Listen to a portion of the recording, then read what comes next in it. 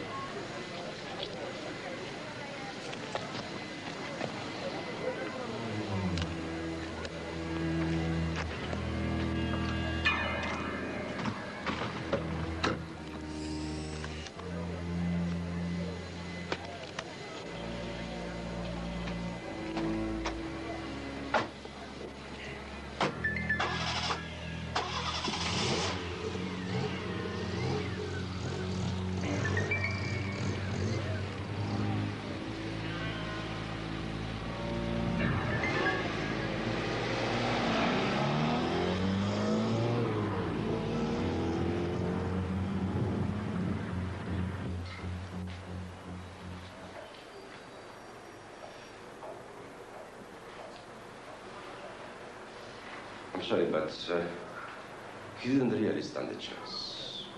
I'm afraid. Multiple injuries. Frankly, I'm surprised he hung on as long as he did. There have to be a post-mortem, of course. Merely as a matter of routine, you know. He never regained consciousness, so he did not suffer pain, I mean, if that helps. It doesn't much. Thank you.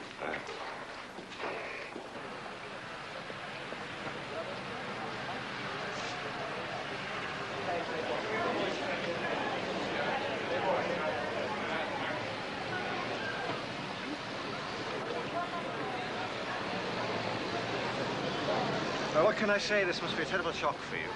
I spoke to Mr. Cosgrove at your London office. Is that right, Mr. Cosgrove?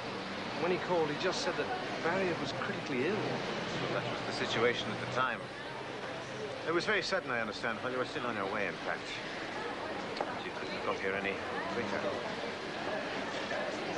Your brother was one of our finest men. Thank you. Terrible business, this. Terrible. Our project director's very cut up. Well, everybody is, naturally, it goes without saying, but he wants to pay his respects personally.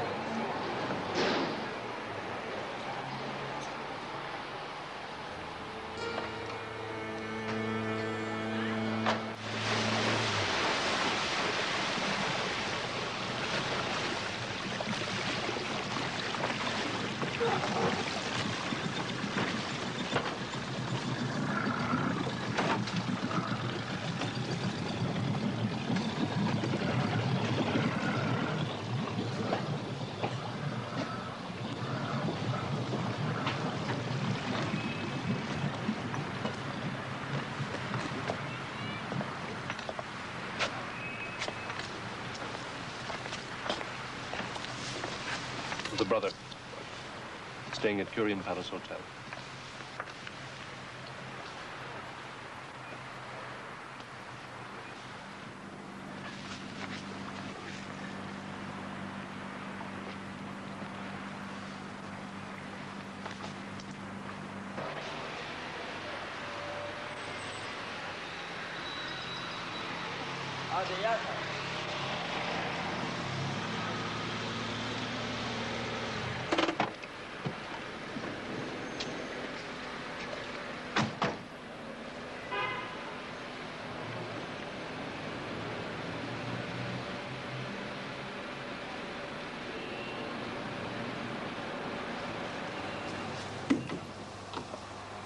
It's a damn shame.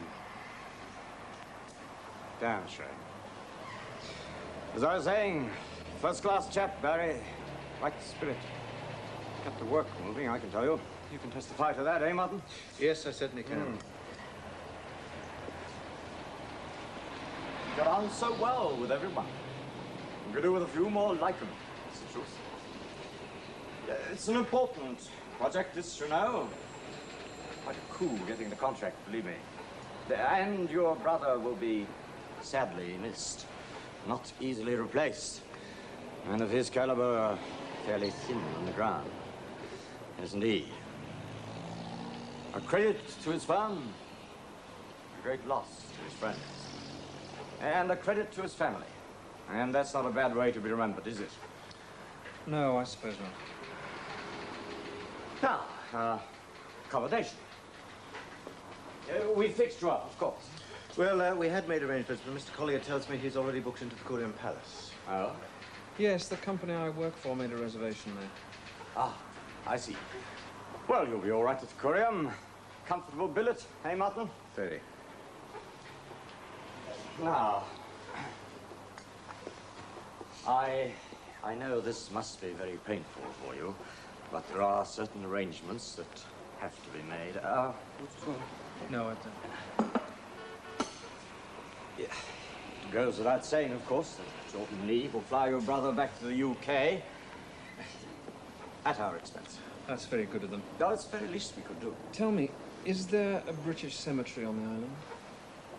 Well, yes, there is, as a matter of fact, but naturally, I assume, well, surely your parents... Oh, they're dead. And there isn't anyone else, an aunt, an uncle, and some cousins, but they're in New Zealand. Well, in that case, it's up to you. And naturally, we'll go along with your wishes. Well, it's not as though Barry had any roots back in England. His job took him all over the place, so there's nowhere he could really call home, nowhere he belonged. And he liked Cyprus, told me so in his letters. And he's been here quite a while. No, indeed. Well over a year. He was with you in the first survey, wasn't he, Martin? Yes, he was. He was on the project from the very beginning. And he has friends here? No, many. Well, very well, then. Leave it to me. Day after tomorrow. What about the inquest? No, that's a formality, just a formality. Day after tomorrow, then. C of E, wasn't it? It wasn't anything, really. Well, I think that counts as C of E. Once again, my deepest sympathies, Mr. Collier. Tragedy. Tragedy. How did it happen exactly? I'm sorry? My brother, what happened exactly? You don't know. Didn't you tell him? Yes, of course, but I couldn't fill in all the details. I thought it might be better if Mr. Collier had a word with... Yes, you're right. Christina, I'd like to speak to Inspector Demos. An accident. Or anyway, that will be the coroner's verdict. He'll have no alternative. Accidental death. You doubt it? This stretch of road is a death trap, Mr. Collier. 8 people have died in crashes or in vehicles which went over the edge in the last 6 months. And twice that number have been injured. Your brother knew that. He had to. There has been enough publicity about it, and there are warning signs. Still, he was driving recklessly, showing off. And as far as I'm concerned, that is closer to suicide than to an accident. He wasn't like that. Reckless, I mean. No. You have seen the skid marks. What would you say he was doing?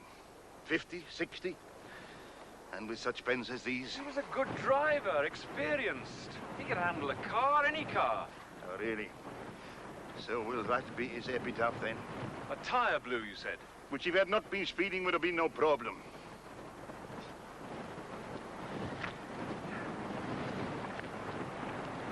I'm sorry, Mr. Collier. I'm a policeman. I have been for 30 years. I deal in realities. And stupidity is one of them, as is death. I have some of your brother's personal effects. If you'll come to my office, I will give them to you. Tomorrow morning, perhaps. Mr. Priest, Inspector.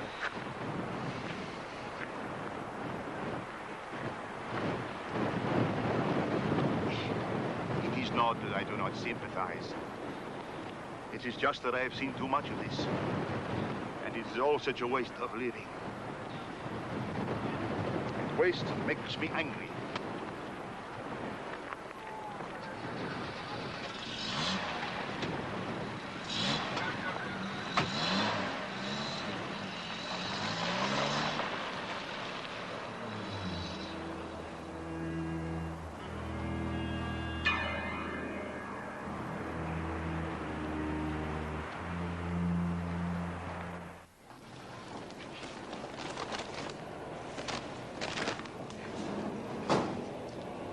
These are the items your brother had on him when he was admitted to hospital.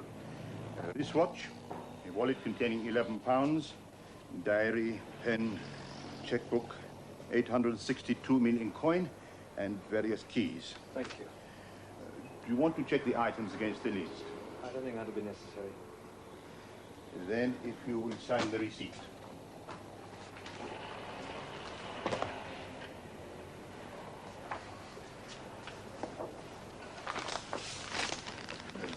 So little to show, really. All in one envelope. Yes. But then it is only possessions we acquire in a lifetime which can be weighed or valued. And things should never be seen as any man's true legacy or worth.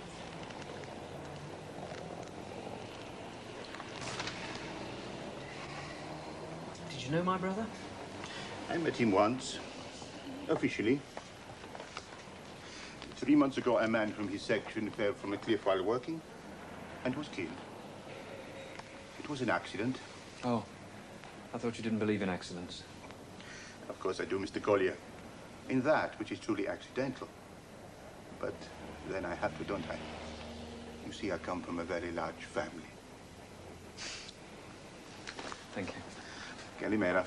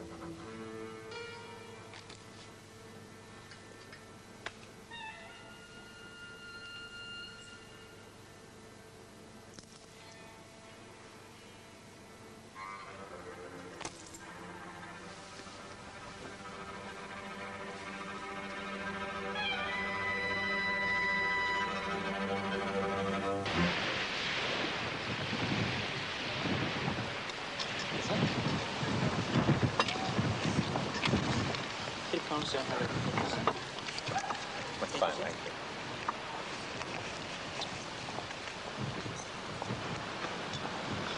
Are you sure you want to have some of this? No, thank you.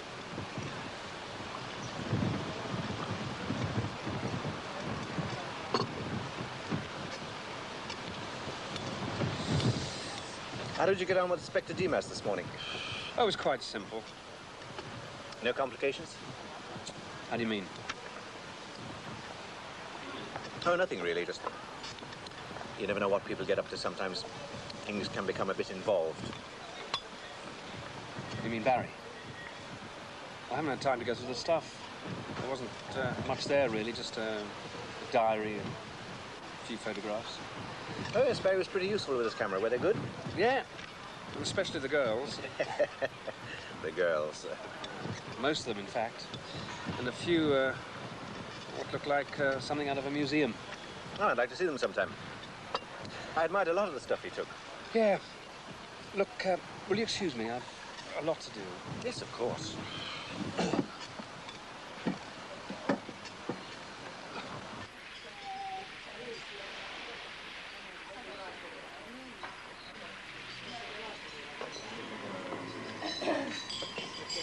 Niin niitä kyllä se hiukan ei tällaisia.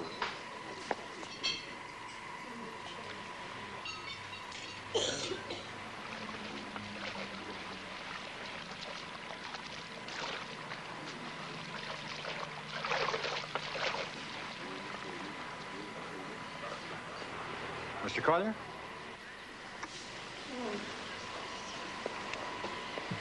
Mr. Collier? My name is Hellman. Eugene Hellman. Can you spare me a moment?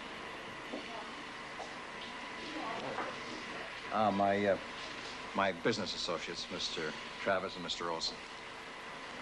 I'd very much like to talk to you, Mr. Collier, and I promise I won't keep you long. You see, I knew your brother. Oh, yes. Shall we sit over here?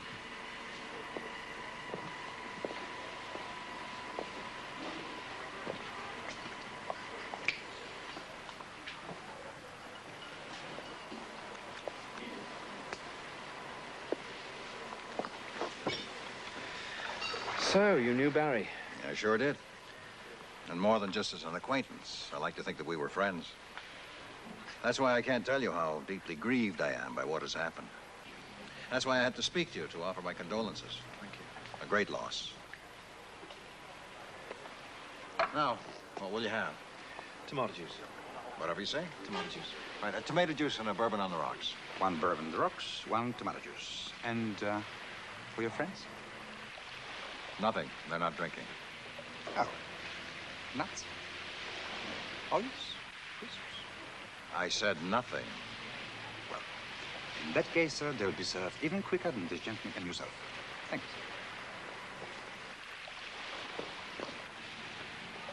This is a very sad time for you, and a difficult one, I'm sure. Is there anything I can do? That's very kind of you, Mr. Hellman, but I don't think so. Anything, just name it. You were with him at the end? No, unfortunately, I was too late. Oh, I'm sorry. That's very sad.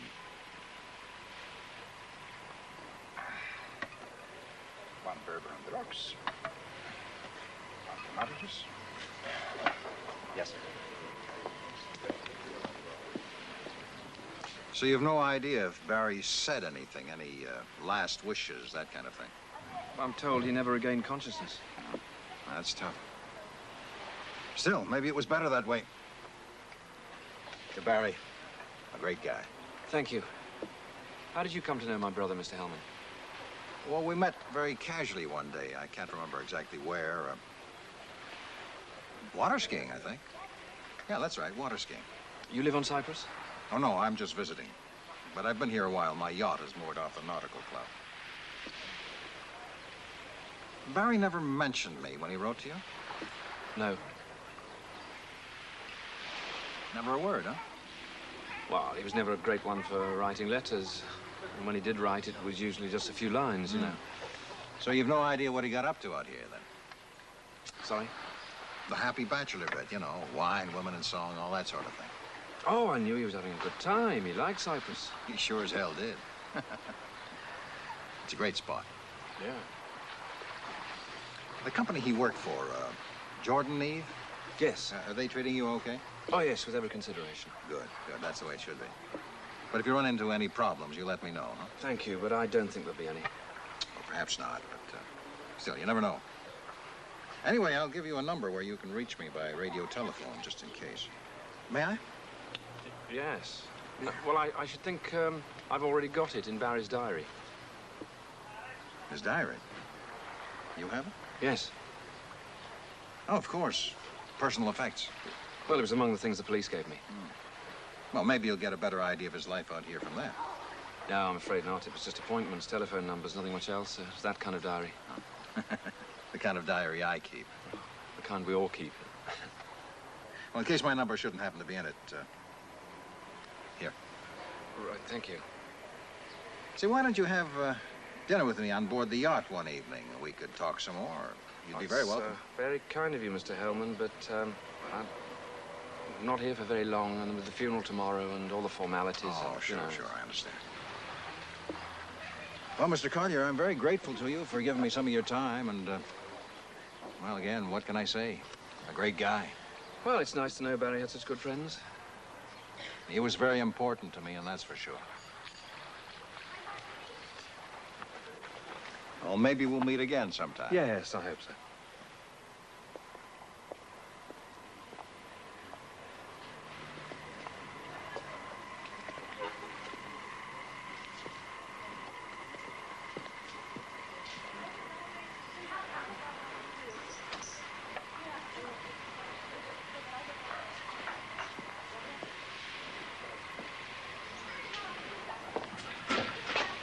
You liked it, sir? Yes, it's very good. It's unusual. It's the herbs. The herbs? Oh, yes. Those that are put in with the Worcester sauce. Just a sprinkling, you understand. But it is that which makes it a Haralambos special. Haralambos. That is my name, sir. Oh, I see.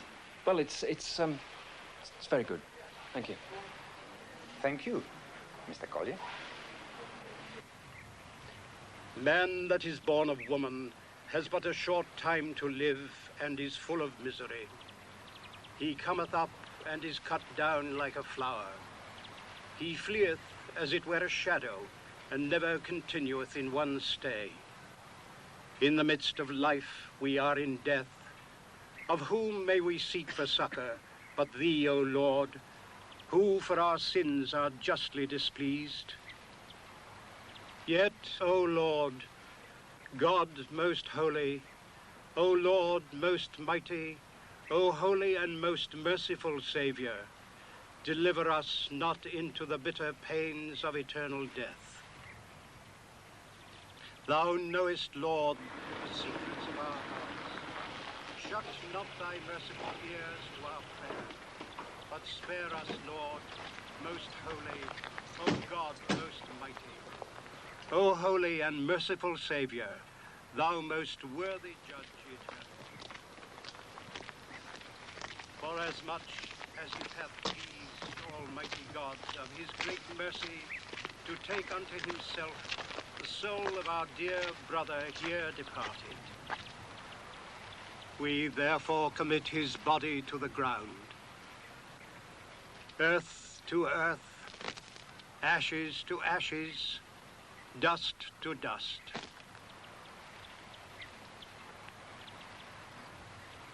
In sure and certain hope of the resurrection to eternal life. Well, through our Lord will he do? Jesus Christ. Yes, he'll do. He'll do very nicely. May be like unto his glorious body, according to the mighty working whereby he is able to subdue.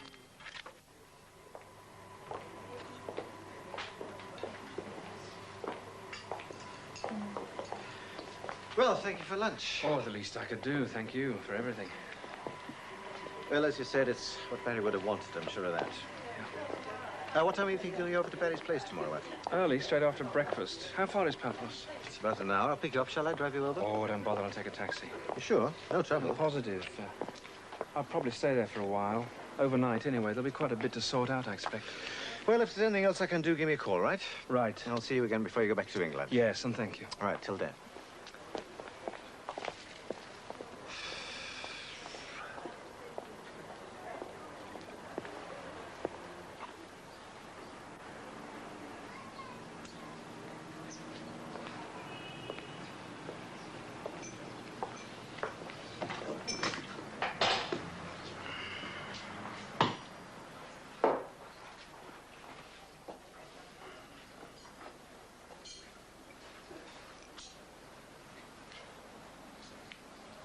herbs. The herbs. This is not a happy time for you, Mr. Collier. No. Strange, isn't it? Death is a journey which is so much harder for the living to bear than for those who have to embark on it. But then perhaps it is because the dead do not look back. And why should they? For them there is no longer any past. Haron waits to ferry them to a new future. And to such interesting company. You're a philosopher. Oh, not really. A realist. Believe me. May I suggest, sir, that you enjoy your drink over there? There is someone who wishes to speak to you. Who? Who? Someone you should listen to. Someone who has been waiting a long time. May? No, I'll take it.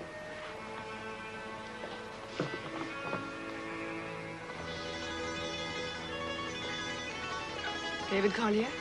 Yes. You wanted to speak to me? Please sit down. Thank you.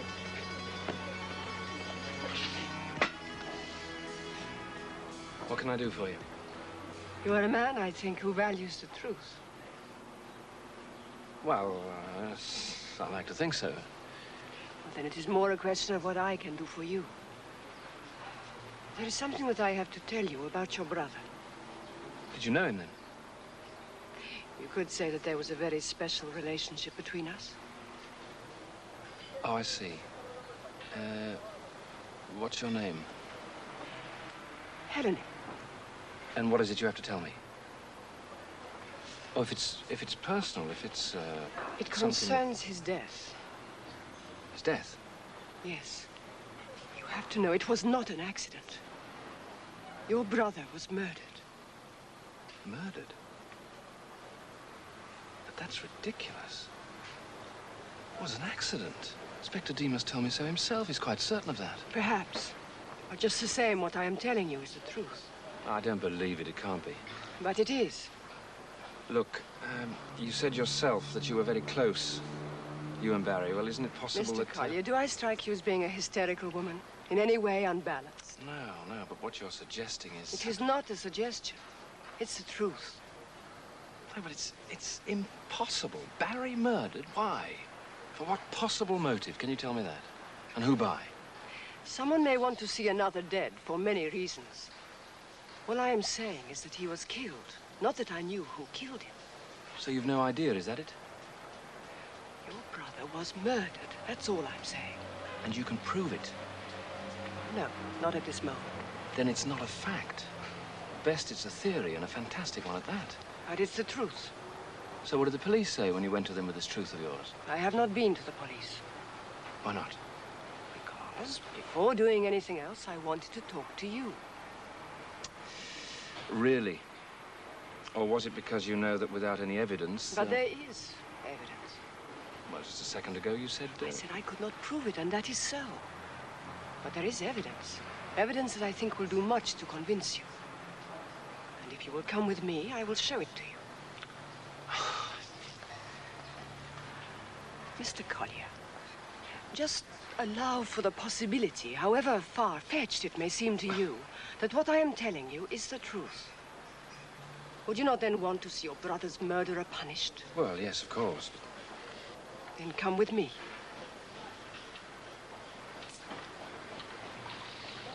All right. Wait for 2 minutes, and then follow me. Go out of the hotel, turn left, and walk along the road. Presently, I will pick you up.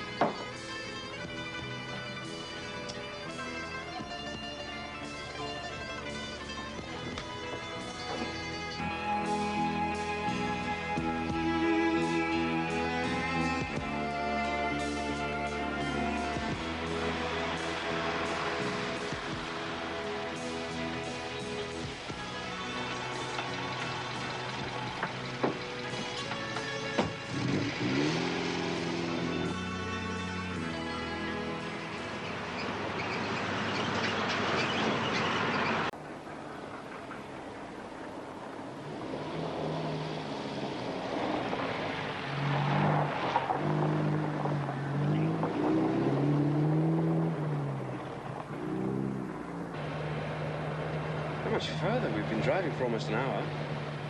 Not far now.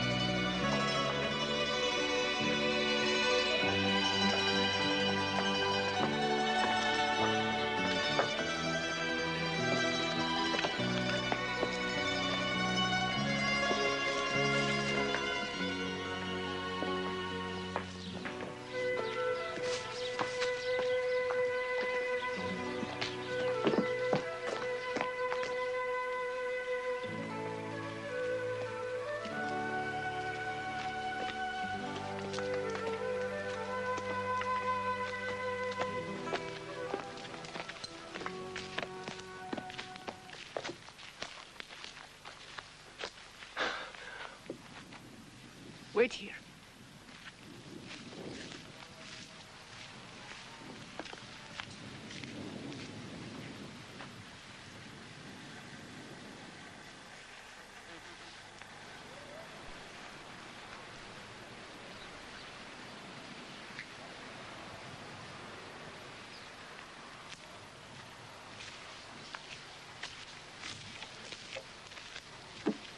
Your brother gave this to me the night before he had his accident.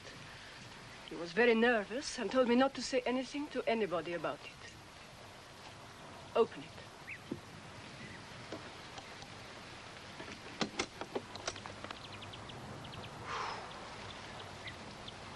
Swiss francs. In sterling, a little over 50,000 pounds. Now, how do you suppose that as construction manager on a project came by that sort of money? And in foreign currency? I can't imagine. There could be a perfectly acceptable explanation. This doesn't prove that he was murdered. But at least you no longer find the possibility so fantastic. Is that not so? We'd better take this to Inspector Demas. Yes, you do that. Here, take my car. Wait! You must come with me. No, I cannot. I cannot become involved.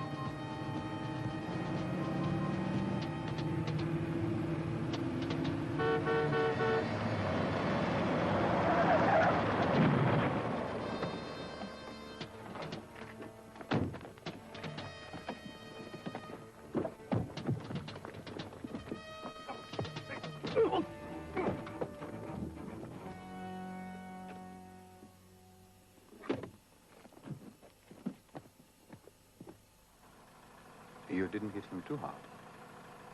No, just as you say.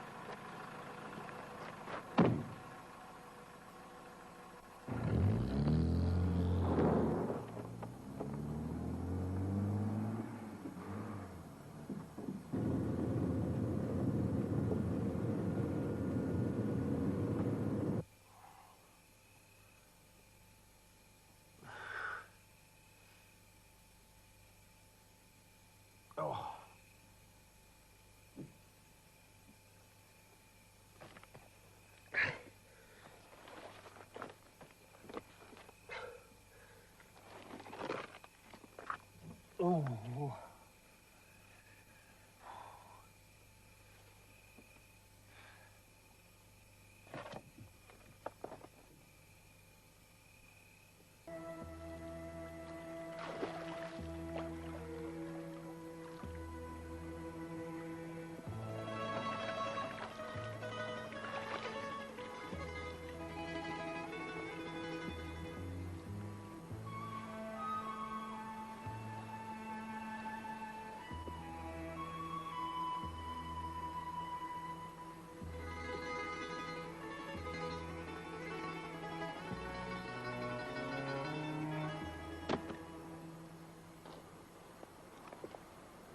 Did I startle you?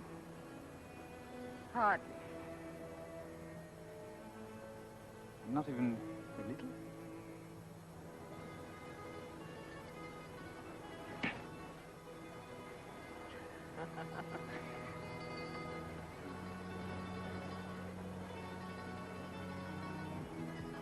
You don't believe me, do you?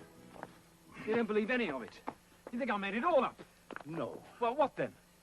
These past few days will have been difficult for you. You've been under a strain. The accident, your brother's death, the funeral.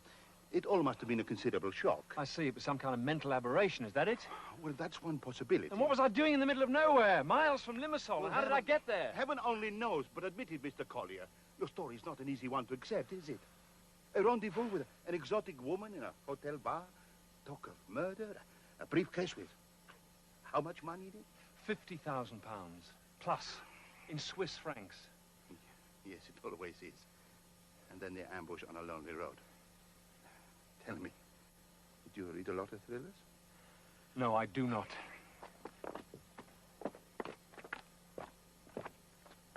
All right, yes, I agree it's pretty wild, but it's the truth. So, where's the car? What happened to the skid marks? With two cars breaking the way you say they did, there would have to be skid marks. There were! I saw them! Only now they vanished, like the beautiful Helene did, huh? There's not one single piece of evidence to support any part of your statement.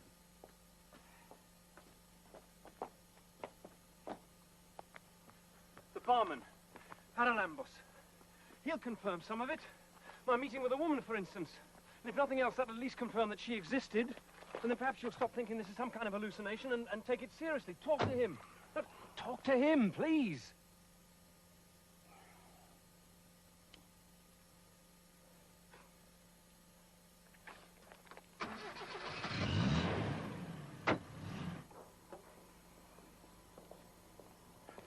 Calimera. He's not the one. That's not Haralambos. Please, Inspector Dimas. There is another barman. Yes, it's George, my assistant, but he's not here. He's ill. So many days now, I've had to manage on my own. Where's Haralambos? Who, sir?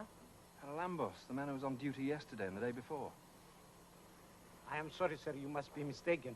There is no one of that name who works at this bar. Now and again, one of the waiters from the restaurant takes over for some time. After all, I have to eat. But all this week, I was here alone. No, that's not true. He's lying. The only man I've ever seen behind this bar is Haralambos. I am not lying. Another bar, some other No, hotel. here, twice. Yesterday, the day before. Do you know this gentleman? I don't think so, No. sir. You have never spoken to him or served him? Maybe that, but with so many customers, I am not sure. It is possible, but if so, I do not remember him. Well, why should he? I've never seen him before. But he's lying. He wasn't on duty yesterday. Now, tell the truth. Where's Haralambos? That's enough, Mr. Collier. Thank you, Aim. Sorry to have troubled you.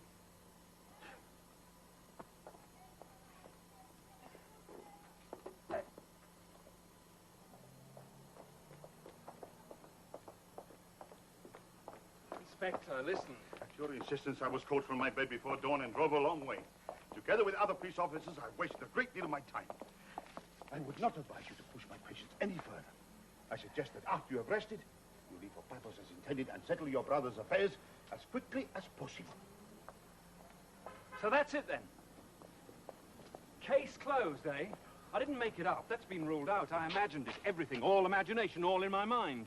I said that that was one possibility. There is another. Which is? That you had too much to drink. Oh, fine, marvelous, drunk and incapable. There's only one thing. I don't drink.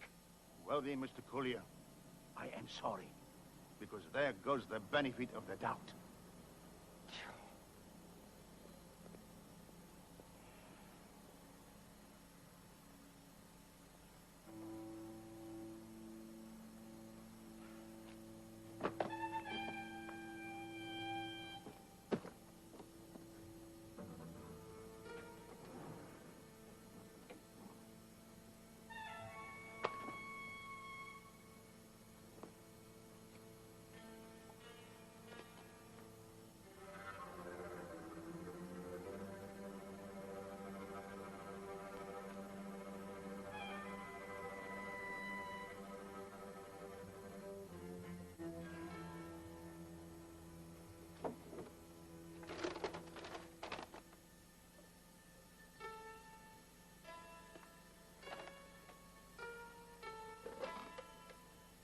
Yes, Mr. Collier, room 309.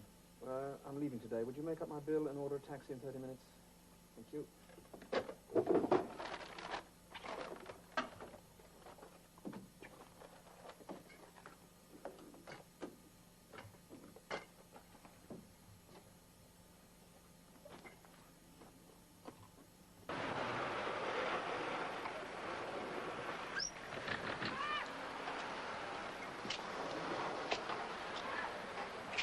Well?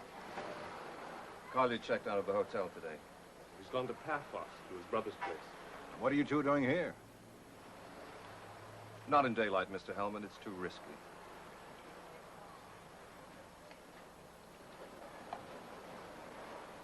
Tonight, then.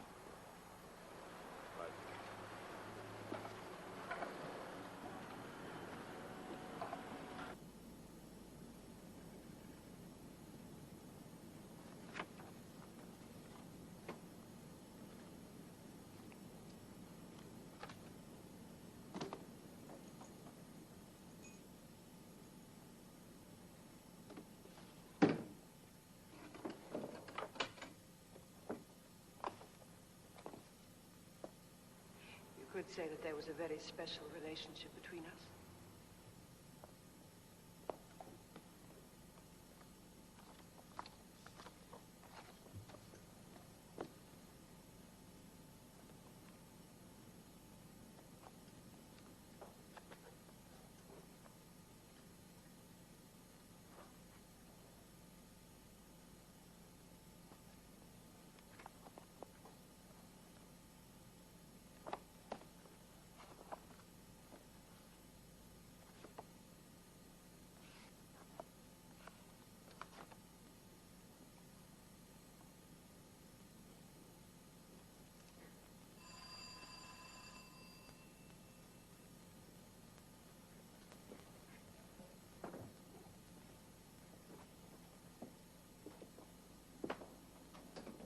Mr. Priest! Oh, come, Martin, please. All right, then. Hello, Martin. That's better. Listen, I'm just on the way through to Limassol. Thought I'd look in. Have you had lunch?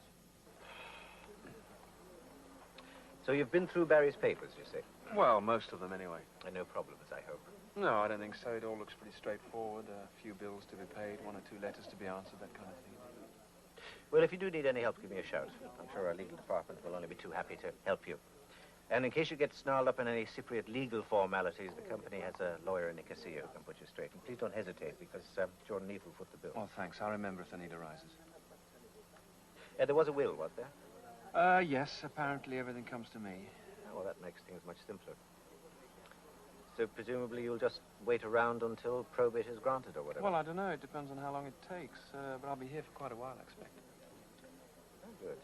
Well, we'll see some more of you then. No, let me, please. No. In Cyprus, the stranger never pays. Oh, thank you very much. I enjoyed the meal. Yes, so did I.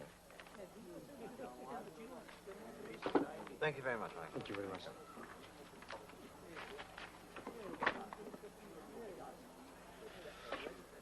Well, how are you feeling in yourself? What do you mean? Well, to be honest, you don't look too good. Are you okay? Oh, fine. Just a bit tired, that's all. Yes, I heard you had rather an eventful night. Well, Inspector Demas called to see me this morning. No doubt to get your opinion as to my sanity. Oh, no, In it's the just a course general of chat, which really. he told you about my wild story. Well, yes, he did mention it, as a matter of fact.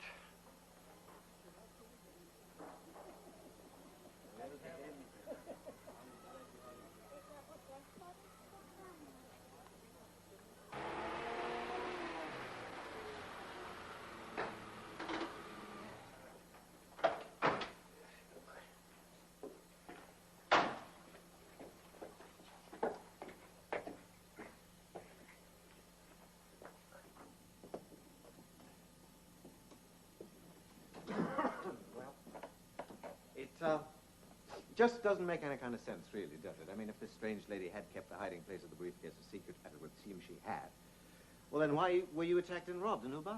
I don't know. Tell the truth, I'm not even certain it happened myself now. You think I imagined it all, don't you? Well, I think when you've got everything settled up here, you should take a holiday. Take a break for yourself. Look, I'm not, excuse me. I'm not, yes, hello? Hello. David Collier. My name's Morrison. Eric Morrison? Yes, in his letters I was hoping to meet you. Oh, I wish I'd known. Look, I've got to talk to you now, today. No, not at the apartment. Not there. I can't go there. Well, it's difficult. I'll explain when we meet, right? Well, yes, if you say so, but where then? At the old bridge, at a place called Trimmy Cleany. It's on the road to Trudos. Yeah, I'll wait for you there around 4, okay? Yes, but I don't understand why you can't come here. Look, I told you, I'll explain when we meet. You'll only be down, will you? I mean, you will turn up, won't you? It is. It's important to both of us, believe me.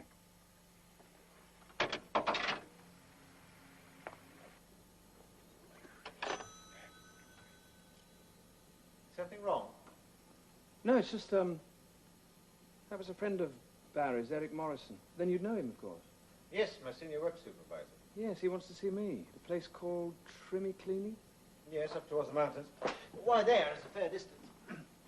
4 o'clock, he said. We should be able to make it by then, but Morrison's supposed to be working on the site this afternoon. Oh, why couldn't he come here? I don't know, he said it was difficult for him.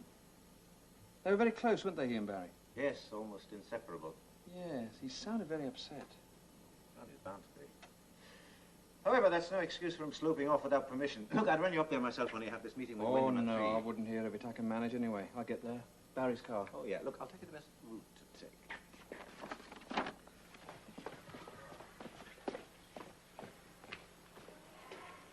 Okay, well, maybe speak to you Fine, later. yes, Thank I'll you. give you a ring. Thank you.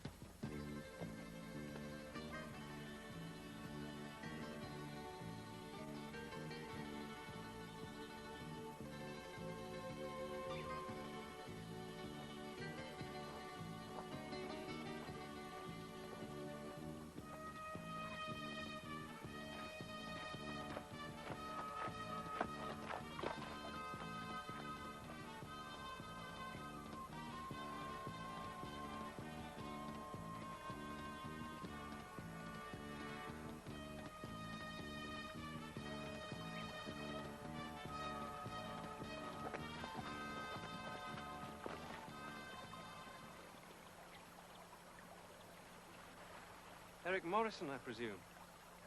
Good to meet you. But why here, for heaven's sakes, the middle of nowhere? Simple. That woman you met last night. You know about that? I heard. How? My now. I heard. Okay? I don't understand any of this. She told you Barry was murdered, right? Yeah? Yeah, well. Could be she knew what she was talking about. So that's why we're here, see?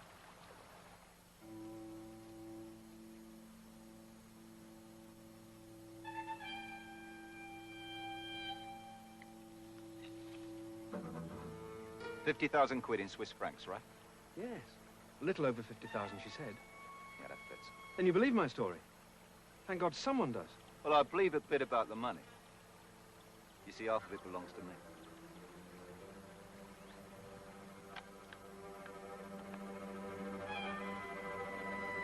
Go to the police with you? You must be out of your mind. But you must.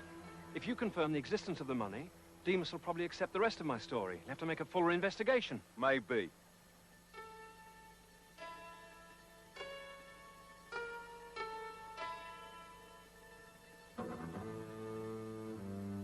I'm not going to the police. Clear? That isn't why I got you out here. Then I shall. Tell Demas what you said. Have him pick you up.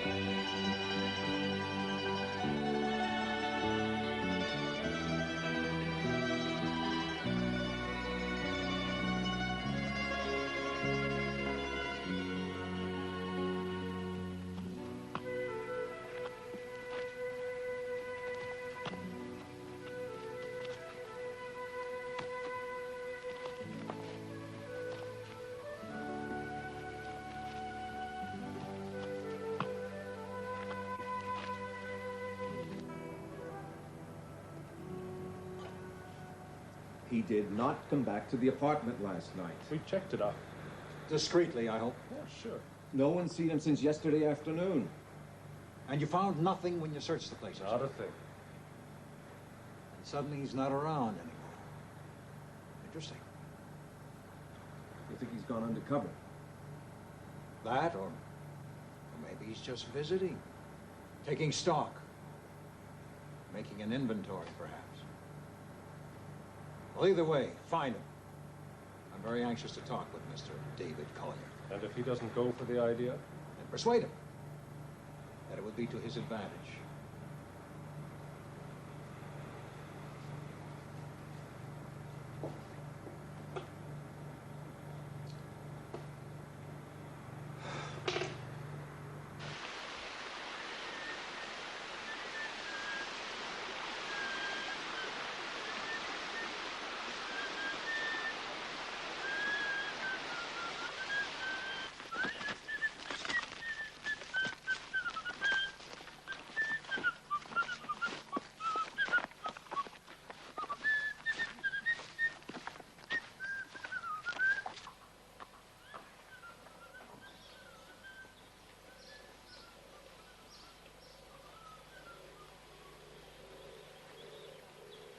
Telephone here?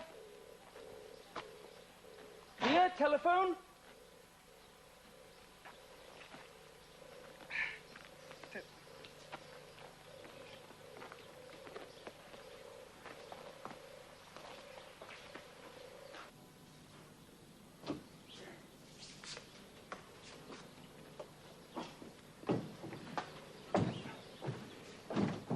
No, look, this is very kind of you, but you don't understand. A telephone. That's what I want. I've got to get in touch with the police. Rest. Rest? How can I? While I'm lying here. You're not deaf. And you do speak English. No, my hearing is excellent. And yes, I speak English. Also French, German, Latin, Spanish, Hebrew. Many languages, including, of course, Greek. So you've understood everything I've said to you? Perfectly. So why bring me here? You know I've got to get to a telephone.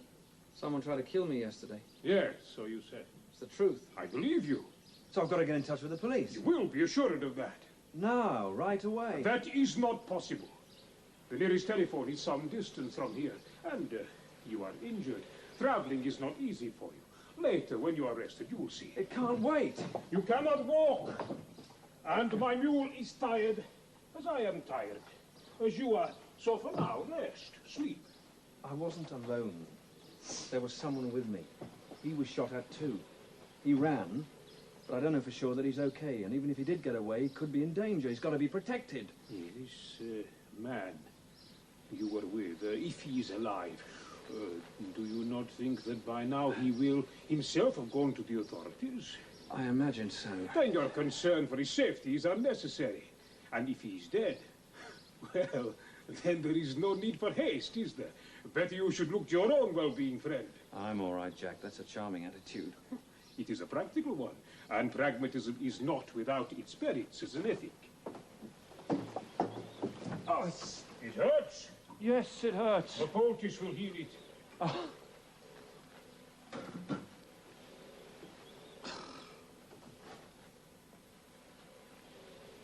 What's your name?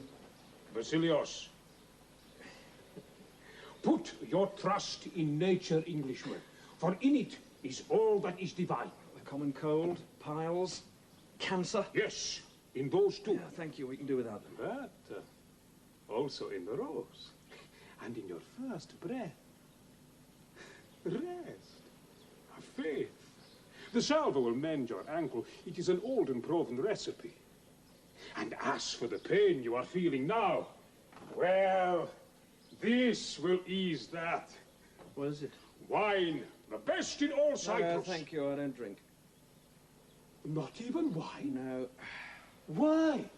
It goes to my head. As it should, your head and your heart. Wine is to the spirit what food is to the body, comfort, fuel, substance. Your spirit should be in pretty good shape, then.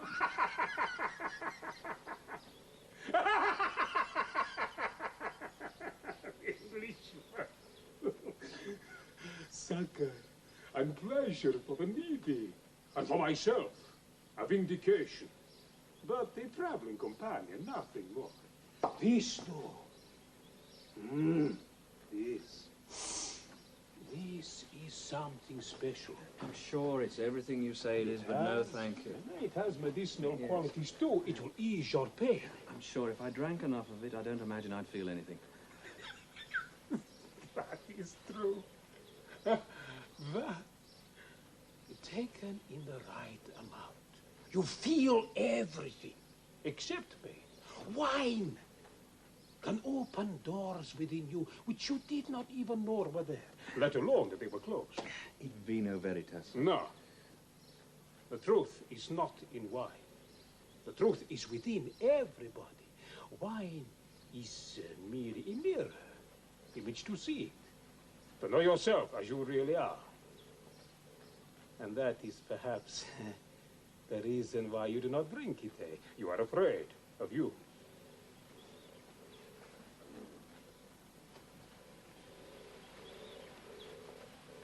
No, it's not bad. No, it's good.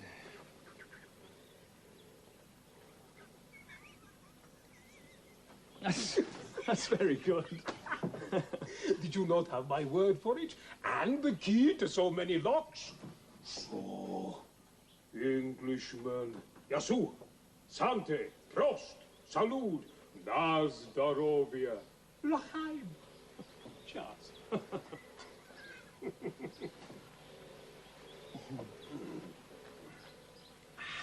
Where are we? What is this place? It is a monastery. You live here? I travel a great deal here and elsewhere. Well, I certainly shouldn't be here. Oh, but you should. For now, anyway. Why? To rest, if for no other reason. And there are those who say that nothing is chance, that each man has his destiny. Who knows? In being here, perhaps you are fulfilling part of yours. I don't think so. You can tell. But is it not an interesting thought that you should be given a small part, however insignificant, in some vast plan for the cosmos? That you have a positive role to play, that you are needed? Well, I'm wanted, that's for sure, by someone. But dead, it would seem. You were in the mountains yesterday, weren't you? With a rifle. Can't they? And Englishmen are out of season. This person who tried to kill you, you have no idea who he is? None. Or why. Then a lot of things have happened to me since I arrived in Cyprus. I don't understand any of them. There was this woman. Yeah? No, forget it. I doubt if you'll believe me either. You like women? I'm considered in the alternative. You have a woman? Not currently, but I've known a few. Ah. And enjoyed them? You make them sound like a meal or a cup of wine. What is the difference? Hunger, thirst, desire? They are all needs to be satisfied. And in that satisfaction, there should be enjoyment. For without it, satisfaction is as arid as the desert. Englishman, if you have truly enjoyed a woman, and if she has truly enjoyed you, then be grateful. For you have lit some small flames in the darkness of loneliness. And in giving and taking, with joy, there is obligation, each to the other, and for all eternity. However brief the relationship, an obligation is love. It's quite a philosophy.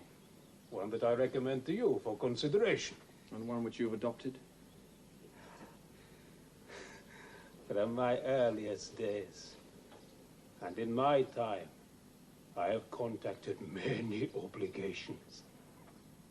Believe me. And for each of them, I am grateful.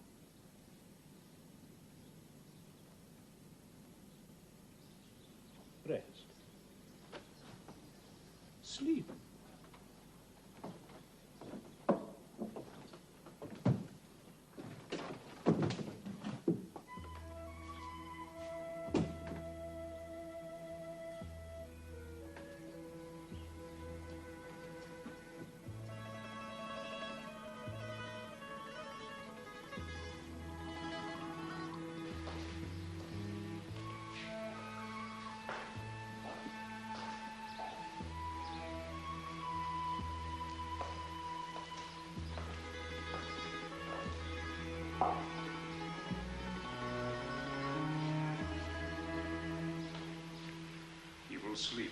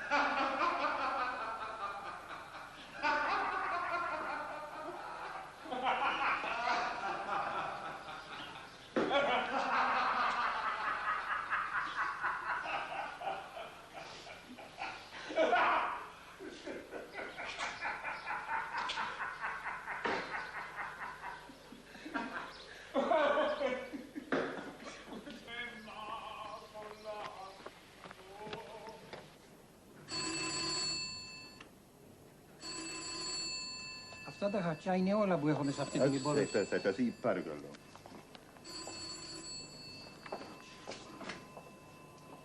No. Yes, he is. Who is speaking, please?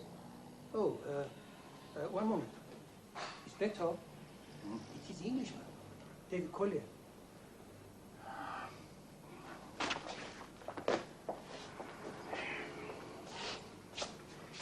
Dimas. Listen, I found them. The woman, Helene, and Haralambos, the barman. Well, yes, all right, but the man who claims to be the barman. And there's someone else who seems to be involved with them.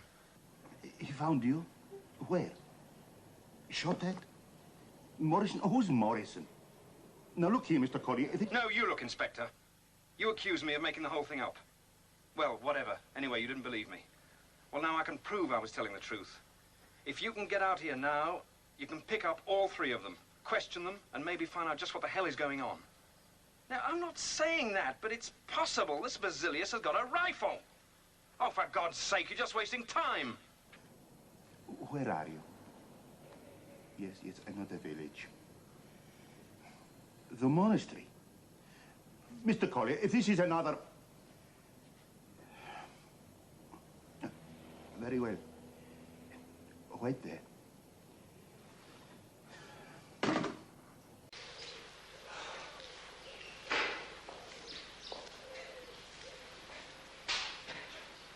They were sitting at the table,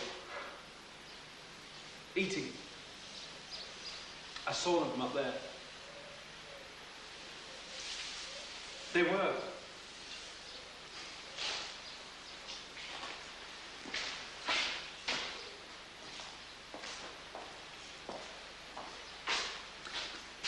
This monastery has not been occupied for more than a year. All right, so they didn't ask permission. But they were here. Helene, Haralambos, the man with the rifle, they were here this morning. And so was I.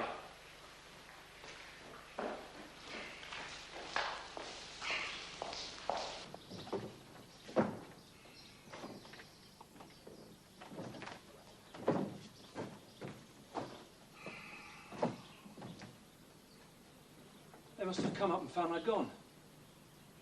So they cleared out and took everything with them. Why? Well, they guessed I'd make for the nearest telephone. I told you, when I met her, Helene said she didn't want to be involved with the police.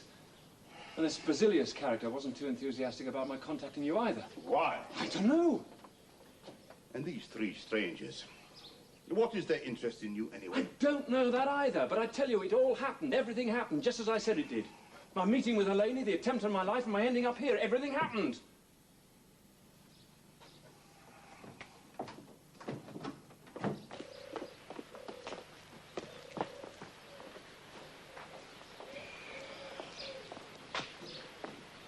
Well, did you find anything? Yes, Spectre.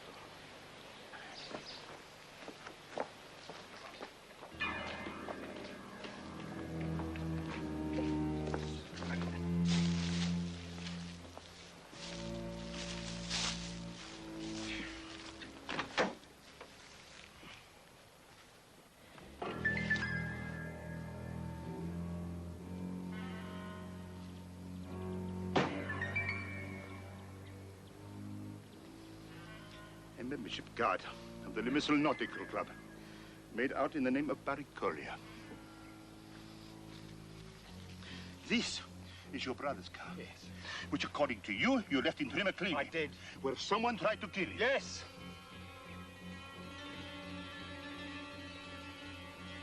Tell me, Mr. Collier, just what kind of game are you playing Oh, with us? no! And why? Not again. Not this time. Not about that, anyway. Because this time, I have a witness.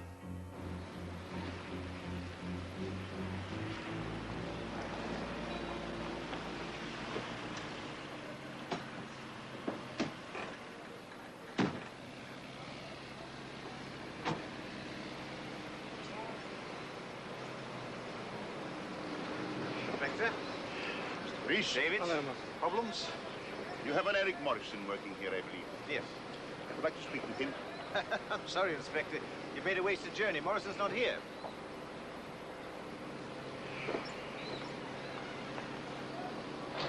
No, I've really no idea where he is. He lives in Paphos Company Quarters, but I don't think he spends much time there. Girlfriend, probably with her. When was the last time you saw him? Yesterday afternoon. He came back here yesterday afternoon? Yes, why? Didn't he say where Thank he'd you, been? Mr. Collier. I will ask the questions. What's this all about? At what time yesterday did Morrison return to the site? Oh, well, I'm not sure, really. It was late-ish when I saw him, about 5:30. Did he appear to you to be upset in any way? Upset? Worried, concerned, agitated, afraid even? Afraid? No, you seem perfectly normal to me. Why? Has something happened to him? There is some doubt as to that, but personally I do not think you need to worry. But he's not here, is he? It is perhaps his free day. No, he's on leave. For how long? 2 weeks. Leave which was arranged some time ago? That's what of course. We can't have people just taking off at a moment's notice. Let's see. When you say the last time you saw him, you noticed nothing strange about him. No, he seemed perfectly normal.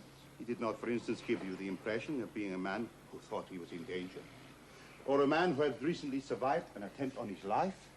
You're joking. No, he was out there on the site, getting on with the job cool as a cucumber. He was covering Thank you, up! Mr. Collier.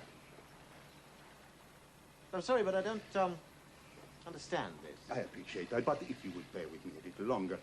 Now, yesterday you say you had lunch with Mr. Collier. Yes. And tell me, during the time you were with him, did he receive a telephone call? Oh, yes. Yes. And do you know who from? Well, yes, David told me it was from Morrison. Arranging a meeting. So I understand. And later, when you saw Morrison, did you mention this telephone call to him? I'm sorry, Inspector, but I really don't think Did that you, I can... Mr. Police? Well, yes, as a matter of fact, I did. And what did he say? I only just mentioned it in passing. I wanted to find out if you found your way to the place, okay? So what did he say? Well, he said... I'm sorry, David, but what the hell is this all about? Please, answer my question. Well, he was surprised. Oh, very surprised. According to him, he didn't make any telephone call. He said he'd never spoken to David, let alone met him.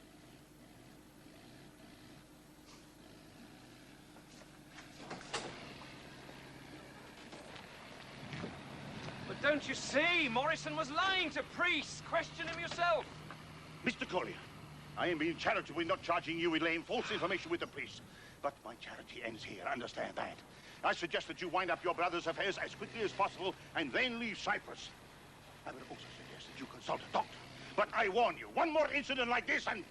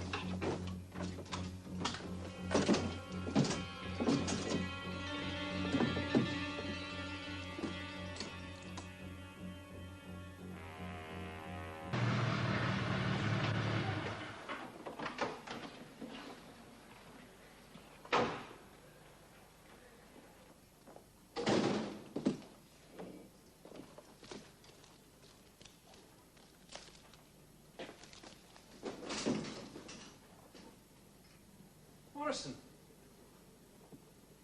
What are you doing here? Just taking a look around, fair enough. How'd you get in? Barry and me were mates, remember? Just what were you looking for? Lost property, and I found it. Look familiar, does it?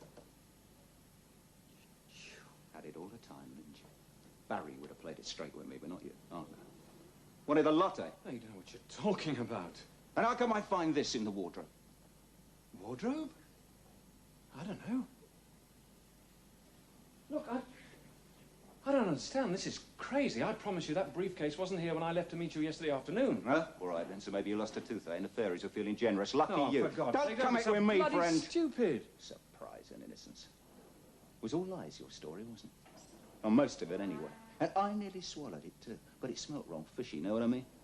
I thought I'd come and take a look-see for myself, just as well for yours truly, eh? I tell you, that briefcase wasn't here yesterday. Well, it's not going to be here tonight, that's for sure. No, because we're going to hand it over to the police. Police? Well, you are a trier, I'll give you that. Look, do you really believe that I've been lying? That I had the money all the time? That I'm mixed up in all this, whatever it is that's going on? What do you think? Then you're dead stupid. Because if that were true, then why did I go to the police and tell them about the briefcase in the first place? To throw them off the scent. Could be you thought they were onto something, so you came up with a story that has them running around in ever-decreasing circles, and one which makes you look wide-eyed and virginal. Then if that's what I had in mind, all I had to do was to stick to my story and I was home and dry. Maybe. There's no maybe about it. I certainly didn't need to play charades with you. So who the hell took those pot shots at us then? Well, maybe you know the answer to that better than I do. Maybe some of your story was true. The bit about the beautiful bird, perhaps. What? Yeah, Barry had more than his fair share of them. Could be that he told the current one what was going on. and got her to stash that money away somewhere for him. He ends up dead. She's scared and comes running to you, and you get alongside her. Yeah, I buy that. So it was her shooting Alice, is that what you're Yeah, saying? her or her barman friend. Just another greener truth. All right, answer this one. Why?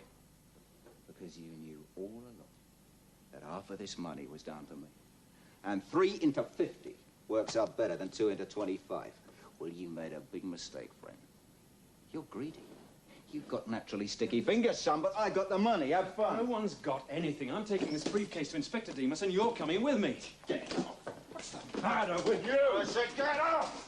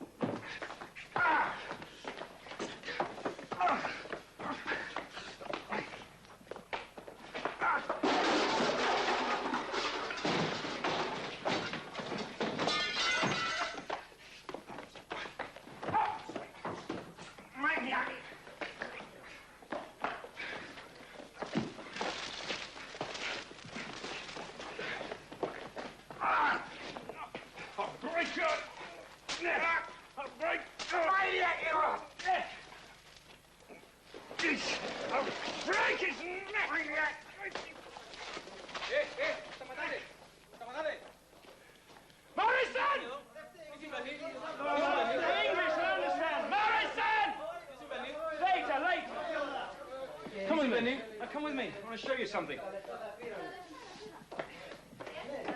And when you've seen this, I want you to telephone Inspector Demas in Limassol. Do you understand?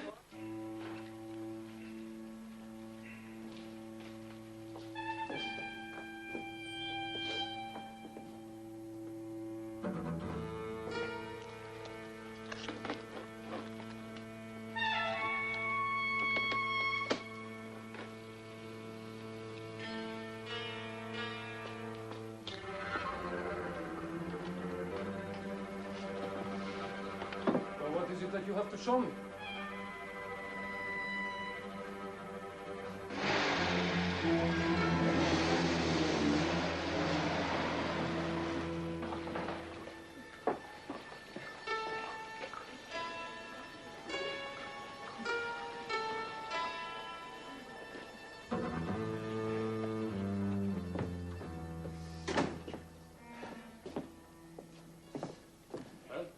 What is it? Where is it? It was... It doesn't matter. But you No, said... forget it. You are English? Yes?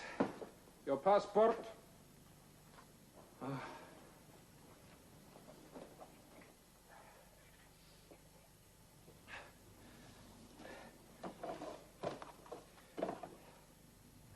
You live here?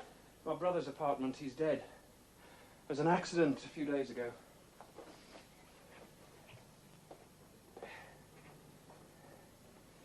You said you wanted me to telephone to Inspector Demas in Limassol. Yes, but it doesn't matter now. You know the inspector? Yep, I know him. You are friends? No, not even cards at Christmas, but we've met once or twice. Why were you fighting? It was a personal matter, disagreement and argument. We lost our tempers. And the other man? What is his name? Well? Does it matter? Yes, I must have it. Morrison, Eric Morrison. And where does he live? I don't know. I don't. Here in Puffles, I imagine.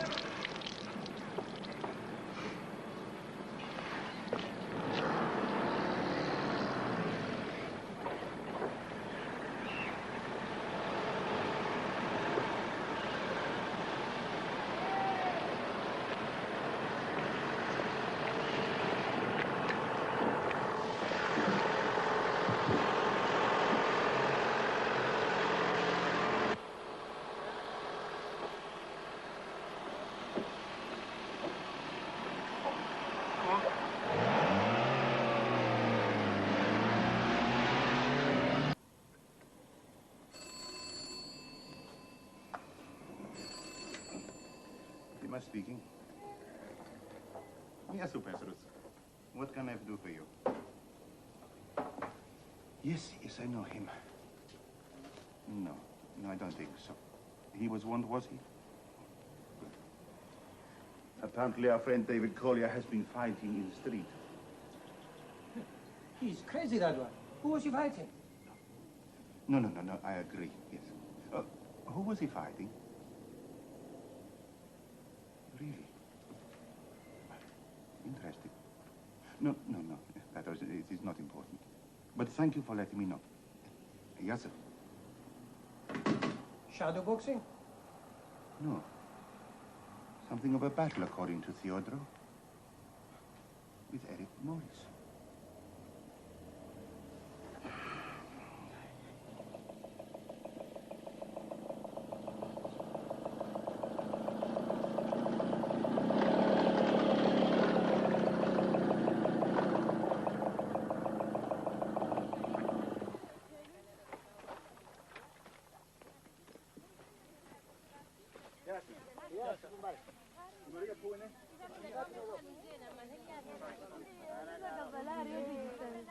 Maria?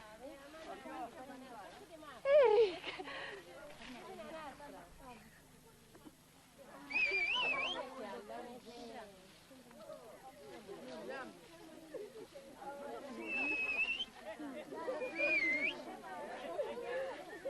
What are you doing here? What happened to you? I need your help. I'm in a bit of bother.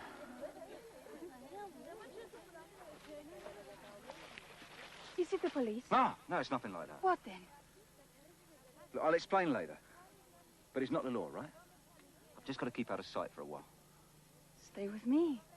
I would like that. And so would you, I promise. Much better than just every now and then. No, not your place. Somewhere more private.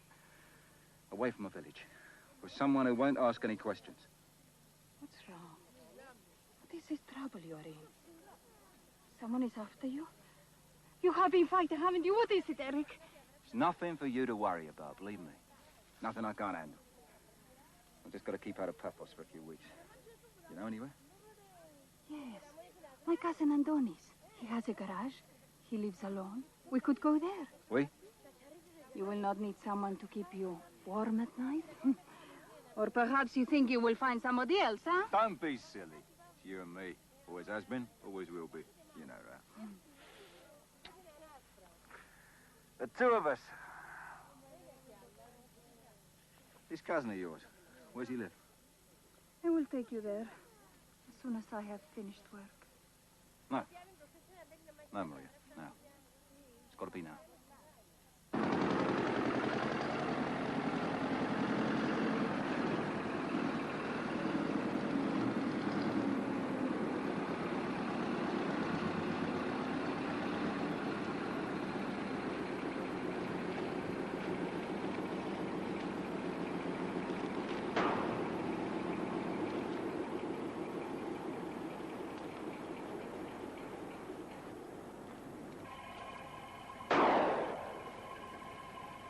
At the risk of repeating myself, David Collier is very important to me. Pull!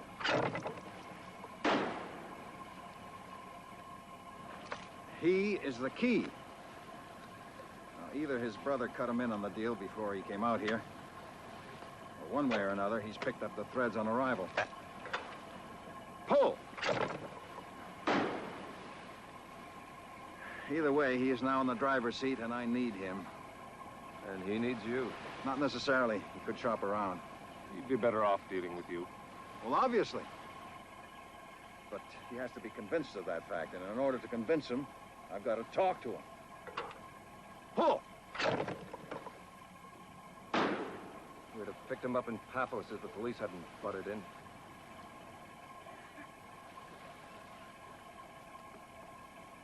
A brawl, you said?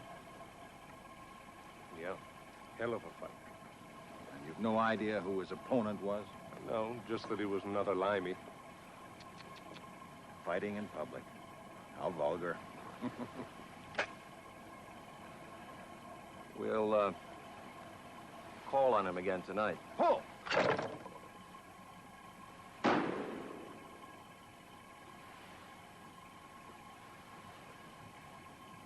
You do that, little thing.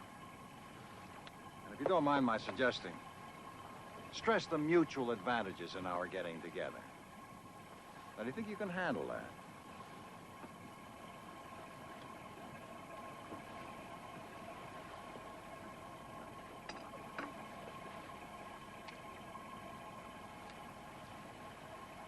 Paul!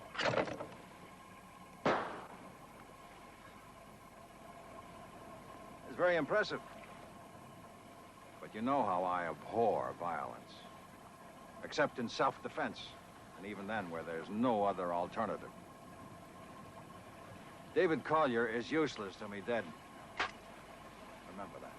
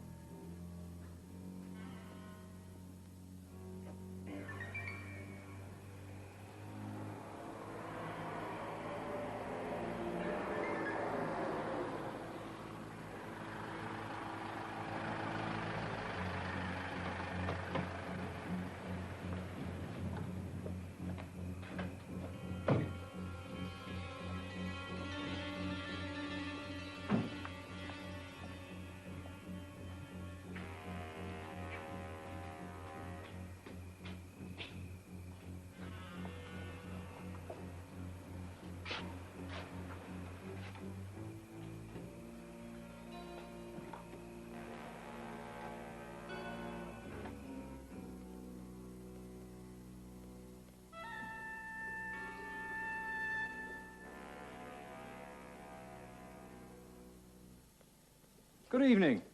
That'd be a mistake, Mr. Travis. Really? You should know better. Breaking and entering is illegal. Your weapons, please. Please. No, with the other hand. Carefully.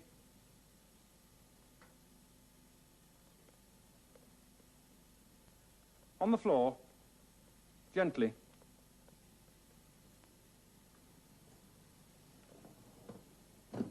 Now kick them over here.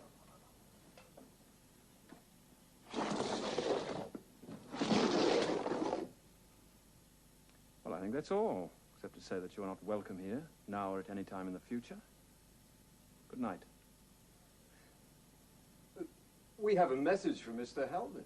I mean, he wants to talk Good to you night. about something. Okay.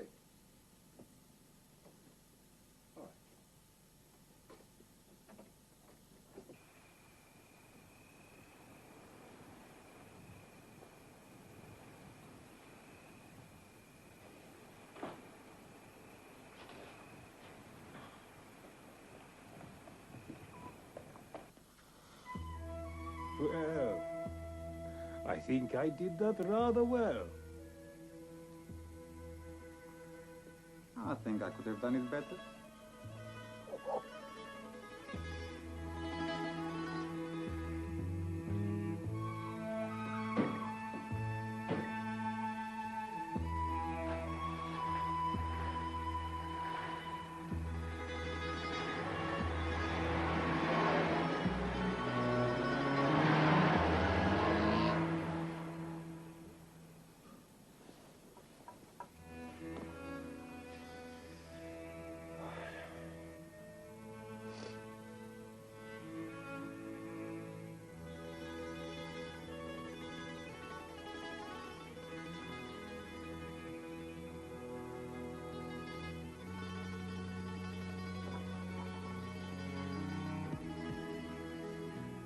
Dreaming.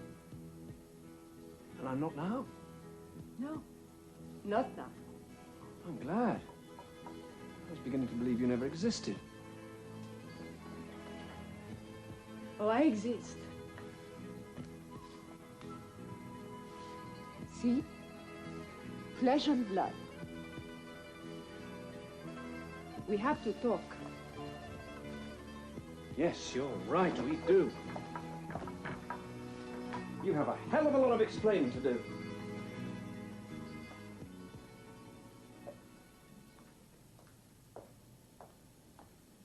did you... Oh, yes, of course. You told me you and Barry had a special relationship. I wonder just how many keys there are to this place floating around Cyprus. I also told you that your brother's death was not an accident. I showed you the briefcase with the money in it. I gave it to you. Yeah, and then ran off. Because you said you were going to take it to the police. I wanted you to do that, but I could not become involved. Why? I have my reasons. Because you're also mixed up in whatever it was Barry got himself into, is that it? No. At least not in the way that you mean, anyway. But you didn't take the briefcase to the police, did you? No, because when I left the village, I was jumped on by a bunch of thugs who snatched it and knocked me out. So I was afraid that something like that might have happened. When Bambos told me he'd seen my car in a ditch on the side of the road to Ios Georgios. Bambos?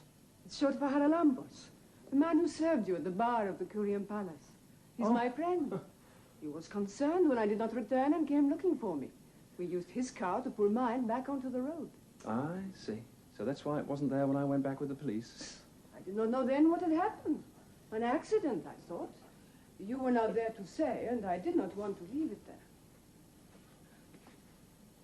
Do you have any idea who these men were who robbed you? None. Well, that's strange. How could they have known that I intended to take you to the money? Good question. You didn't say anything to anyone. No. So how did Haralambos know where to come looking for you then? Oh, yes, Bambos. He knew. He's my friend. Then what's he doing playing at being the barman of the Curian Palace? The real barman's called Nikos, and he claims he'd never heard of your friend Bambos. Oh, poor Nikos. Of course he'd have to say that. You see, Nikos is in love. So? So? The woman that he's in love with is married. He can only visit her when her husband is at work, which happens to be at the same time that Nikos should be behind the bar. So, from time to time, Bambos covers for him. Well, Nikos lying like that really dropped me in it with the police. And you and Haralambos and that way-out character Basilius disappearing from the monastery the way you did finally put the lid on it for me. Now, Demas thinks I'm out of my mind. Why did you do it? Pull out, I mean. Bambos took some food up to you and discovered that you'd gone. It was obvious that you intended to contact the police. And you three didn't want to be around when they arrived. Oh, no, it's the same for all of us. We cannot become involved. Not directly, anyway, and not with the authorities. I told you that. Yes, but not why. You haven't explained that. You will just have to trust me. Trust the three of us. Why? Because I ask you to. And because you really have no other choice. I want to, but it's not easy. We wish you no harm. Believe that. I do. May I have a drink? I'm sorry, yes, of course. What would you like? A whiskey, please. Yes, I think I'll join you. Bambos said you didn't drink. Just tomato juice. I've only recently acquired the taste. Basilius waxed lyrical about alcohol, wine in particular. I tried it. He's made a convert. He's another friend of yours, eh? Another good friend. Odd him finding me in the middle of nowhere, wouldn't you say? Something of a coincidence? A lucky one for you. Nothing more than a coincidence. Well, I told him about you, that I wanted to find you, that I was worried. He was out hunting. With a rifle? After mouflon. Wild sheep. It's illegal, but not everybody observes the law. No, I imagine not. Interesting, though, isn't it? Just a little earlier, not too far from where he found me, someone else was loosing off with a rifle.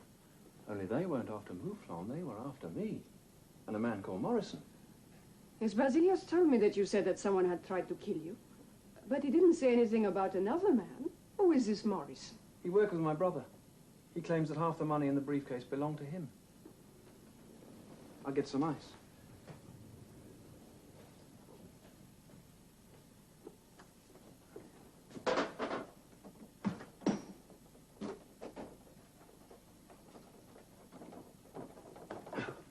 I'm sorry, I can't... Don't bother. Just water will do. That's fine, thank you. Yasu. Roughly translated, your health and happiness. I see. Well, right now it's my health I'm more concerned about after what happened the day before yesterday. Yes, you must be careful. But why should anyone wish to kill you? That I don't understand at all. Neither do I, but there's a lot of things I don't understand. Your part in all this, for instance? A vested interest? In Barry, of course, that special relationship again. Only Morrison thinks it might have been you, or one of your two friends who shot at us. And what do you think? You said I should trust you. Thank you. What for? I'm trying, that's all. Reserving judgment. If only we could find out who took the money and where it is now. Well, I can tell you where it was yesterday afternoon, here in this apartment. Yeah, I know it sounds crazy, but it's true. I walked in and there was Morrison, standing in front of this table, and the briefcase was open in front of him. He'd searched the place and says he found it in the wardrobe in the bedroom. But you said... I know, but there was the briefcase, large as life, on that table. But that's ridiculous. First the money is taken from you, and then... Well, who? Why? God knows. Morrison claims that my whole story was a pack of lies, and I was trying to cheat him out of his share. And he took the money? No. Tried to, but we had a slight disagreement there. The money was here, all over the floor, when the punch-up started. When I came back into the room a little while later, it had gone. And Morrison didn't take it, I know that for certain. Then who did? And who put the money in the wardrobe in the first place? It doesn't make sense. Unless someone is using you. Someone has to be. The question is who and why. You didn't report this to the police? Hardly. Not with Demas already thinking I'm a nutcase. If I'd have gone to him with one more crazy story, he'd have had me certified. And you've no idea who could be behind all this? Apart from you, no. And you don't really believe that? I told you. I'm reserving judgment. Look, I don't even know how Barry got hold of that kind of money. It's clear enough now, though, that he couldn't have come by it honestly. There's no way he could have done. But I've no idea what it was he was mixed up in with Morrison, and according to you, neither of you. No. But you do at least now believe that your brother was murdered. Morrison as good as confirmed it. So what do you intend to do about it? Oh, what can I do about it? Well, see that whoever killed him gets what is due to them. How? The police won't listen to me. You could make some inquiries on your own. Oh, for God's sake, I'm not a detective. I've already been hit on the head, robbed, shot at, got into a fight. Had a senior officer of the local constabulary suggest that I leave the country. I'm out of my depth. Well, you can't just walk away from it. Someone killed your brother. At least you must find out who was responsible for his death. You owe Barry that. Where would I begin? You ask questions, and you go on asking them until you find the answers. You talk to Morrison. You force the truth about the money out of him. There has to be a lead in that. Bambos, Basilios, me, we will help you. You won't be entirely on your own. No? Well, maybe not. So that adds up to 4 amateurs instead of 1. Look, what kind of a chance do you think we've got? Perhaps more than you think. Who knows? All right, so I start asking questions, start looking for Morrison, so we all work together on this. We'll have to compare notes, cross-check what we find out, if anything. I don't even know where you live, where I can reach you, any of you. We'll keep in touch. But why not out in the open, side by side? I know. There are reasons. That bothers you? Somewhat. You're surprised? Oh, it's a crazy idea anyway. Then not with us. There has to be someone here on Cyprus that you trust. Someone you could turn to. Someone who'll believe you. Someone who knew Barry, perhaps, and liked him enough to want to see his murderer punished. Yeah, who is that? I can't think of anyone. Certainly not Martin Priest. He's about as convinced as Demas is that I'm ready for the funny farm. And there isn't anyone else. No. Let's face it, it would just be a waste of...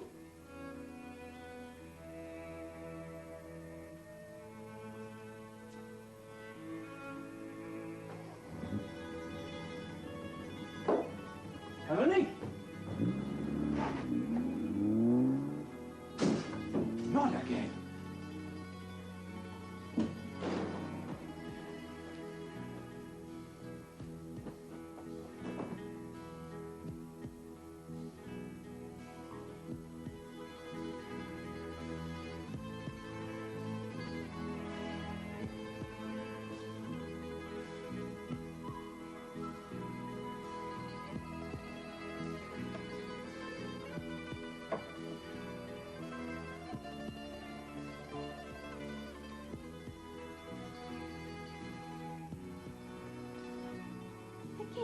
Yes.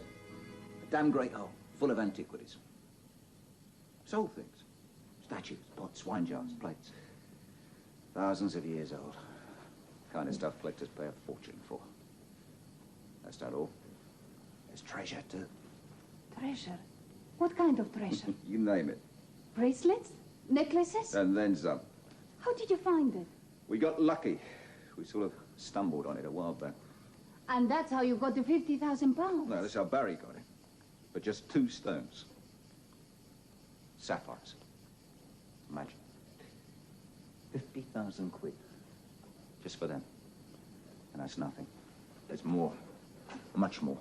So what does it matter then if Barry's brother has stolen the money from you? If there is, all that you say there is in the cave, then you're right. 50,000 is nothing. Maybe, but it's a principle of the thing. I don't like anyone ripping me off. Forget it. Just think how much you stand to make when you sell the rest of the things. Hundreds of thousands. Closer to £1 million sterling, I'd say. $1 million? Really? $1 million? Could be even more. Oh, my darling, such things we can buy, such things we can do. We could even get married.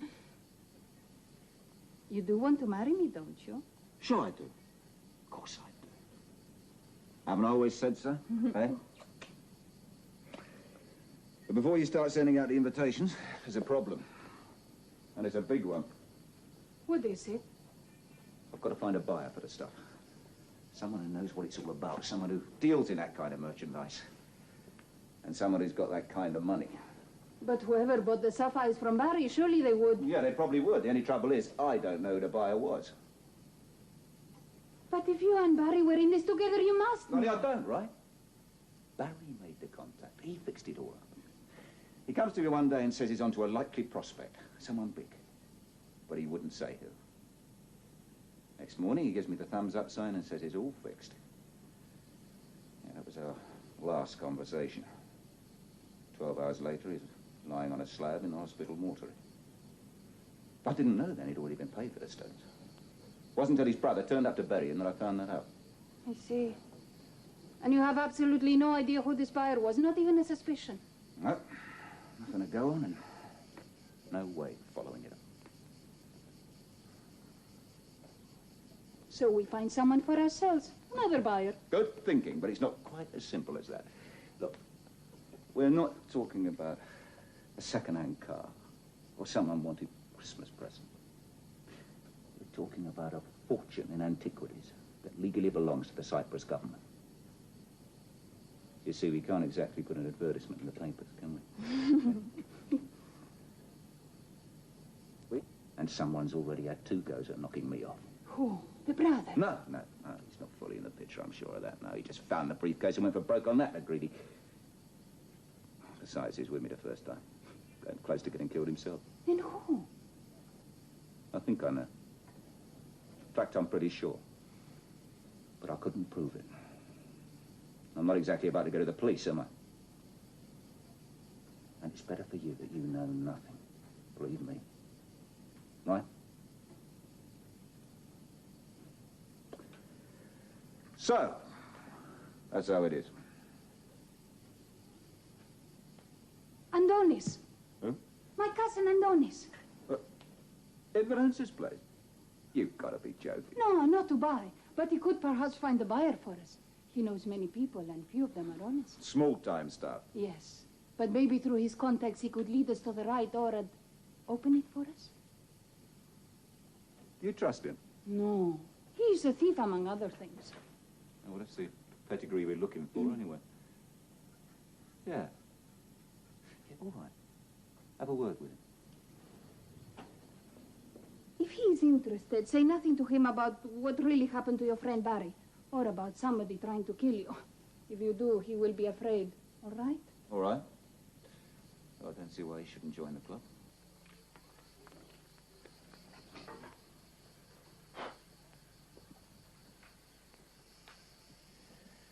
There are many artifacts, you see? More than you've ever seen in your life, in or out of a museum.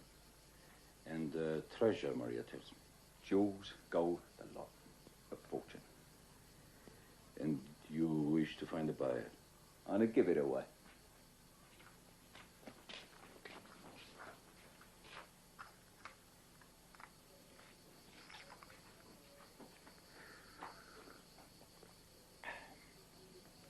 Tell me, this cave, where is it? Get off.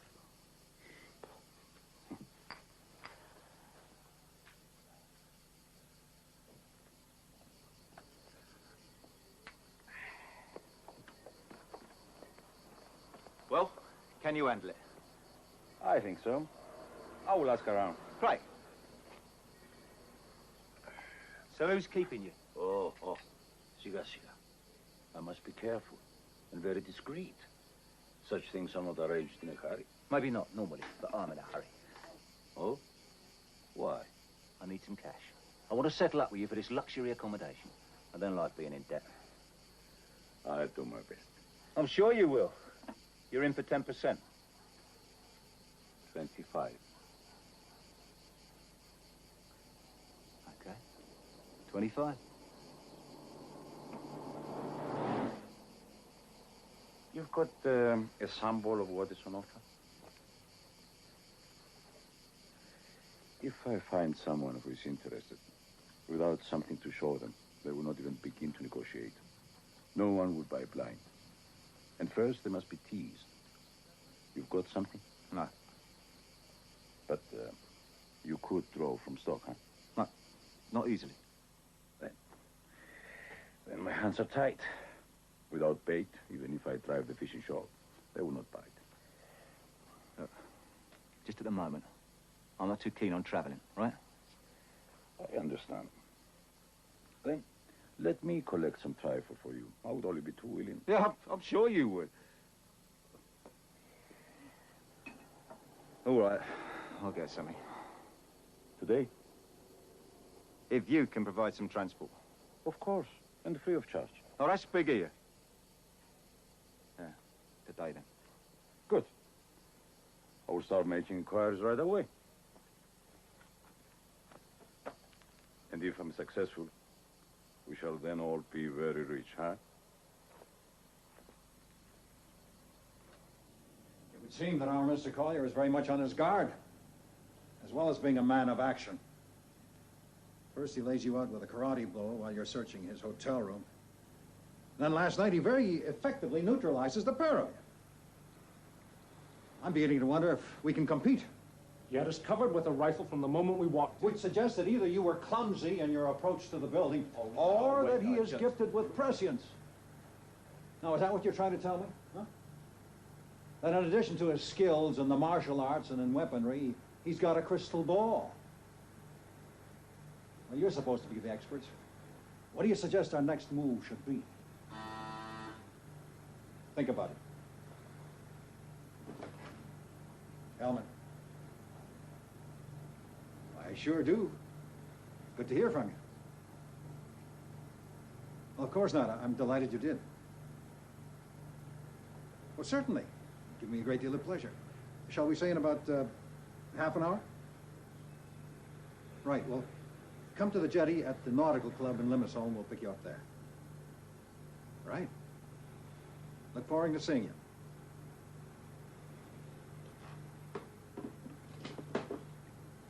Well. Surprise, surprise. Like whatever suggestions you come up with, forget them. That was friend Collier. He wants to talk to me.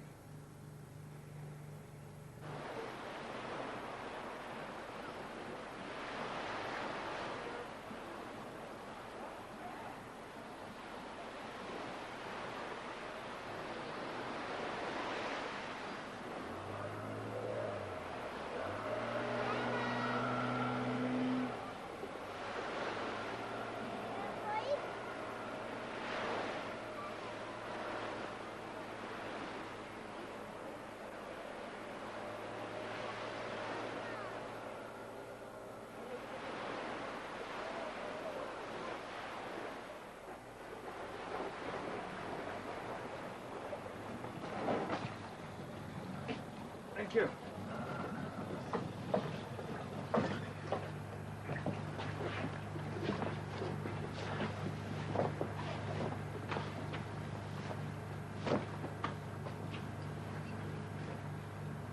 What's all that about? I imagine they were hoping you'd brought their toys back. Sorry? It's unimportant. The important thing is, Mr. Collier, that you are here.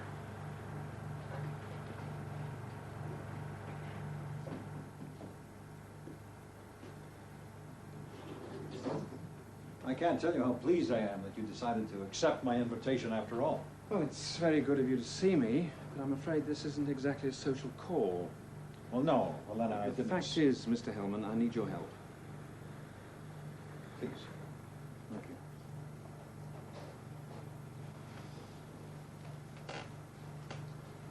Apparently, Barry was mixed up in something illegal. And everything now seems to point to the fact that he was murdered.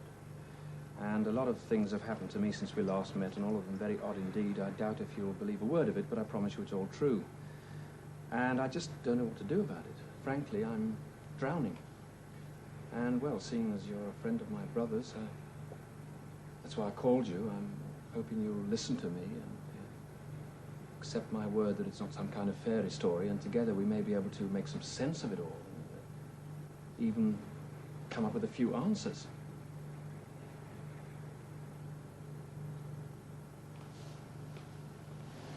Coffee, David?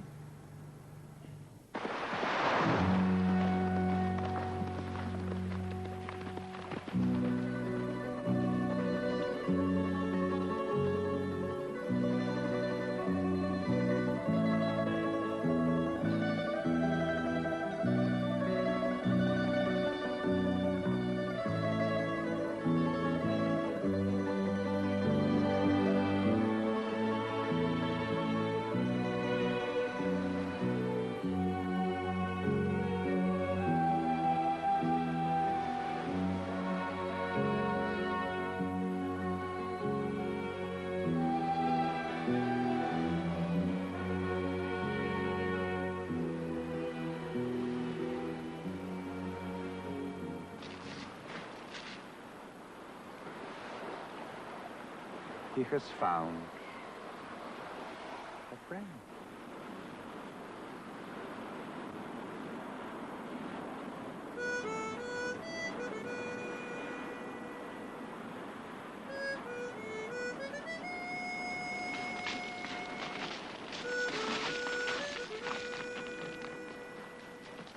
You haven't even got a suspicion as to what Barry might have been into. Not a clue.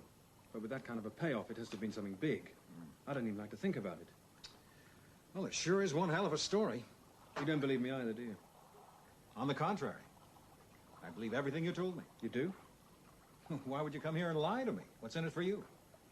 And you're not crazy. I'd lay odds on that. Thank you. That's reassuring. It's been suggested. So you said. By the police. And others.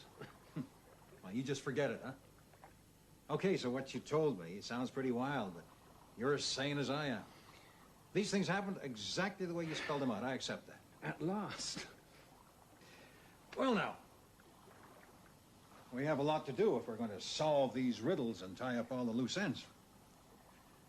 Then we'll turn the whole shebang over to Inspector Demas and watch him square him, huh? Look, I know I said I needed your help, and I do, but I can't drag you into a mess like this. I don't have the right. Now, you listen here, David.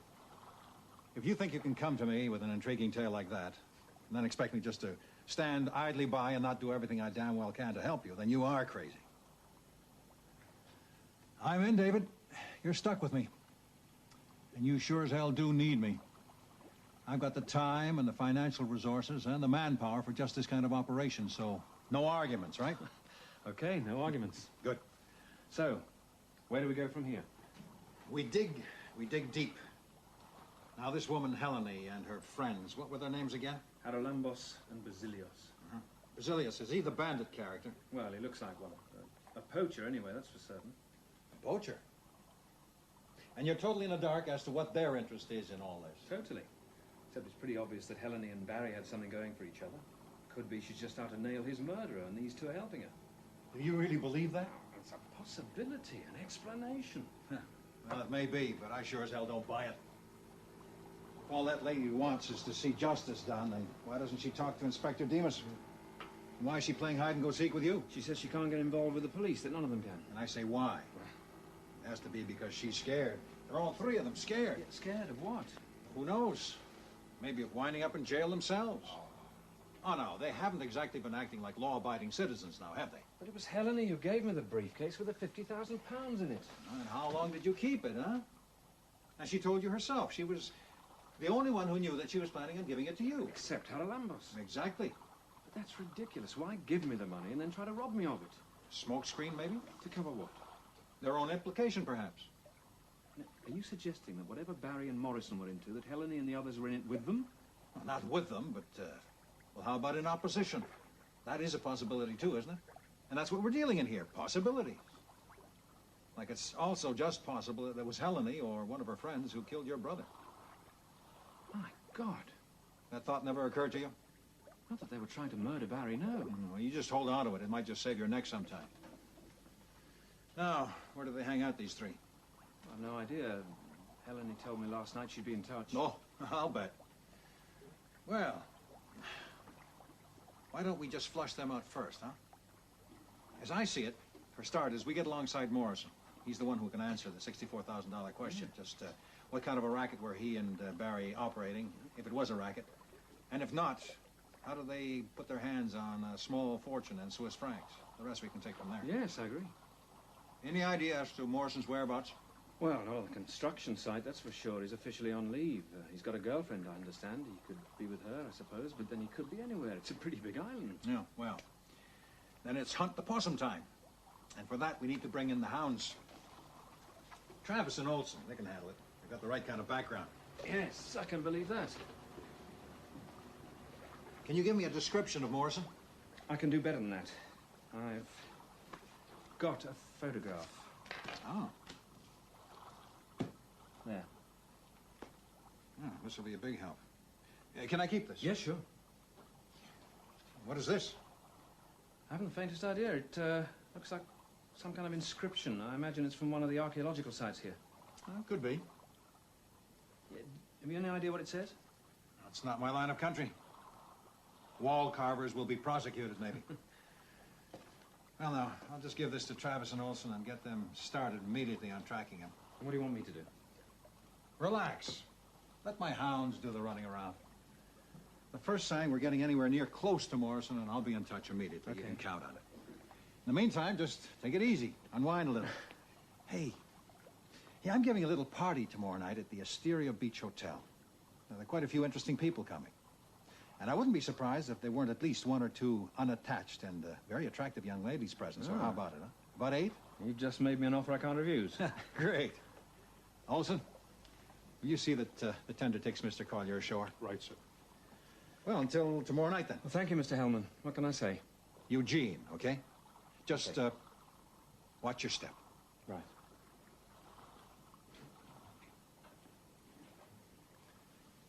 Oh, was he, cooperative? Extremely.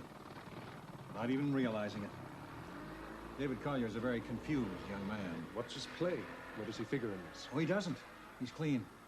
A child wandering in the wilderness. He knows nothing, but he did come up with a lead. Eric Morrison. Well, that's the guy Collier was fighting with in Paphos. That's right. I want you to find him. He's the real key to the whole operation. And while you're looking for him, there are 3 other people you need to run a check on. Collier's clean, you say, Mr. Hellman? As an antiseptic. But then why didn't he call the police when he found me searching his hotel room, huh? Why did he chop me and then just dump me back into my car out cold? He didn't. Not that I asked him, but I'm pretty sure he didn't. There has to have been someone else in that room. Who? Well, that's one of the things we're going to find out. And if Collier's in the clear, then who was on the other end of that rifle last night? Would you believe, a poacher?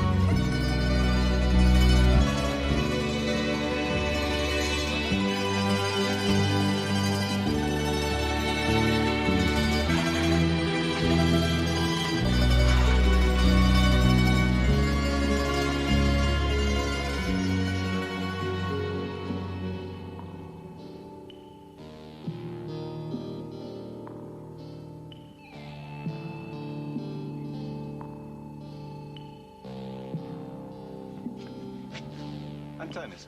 He has gone to Nicosia.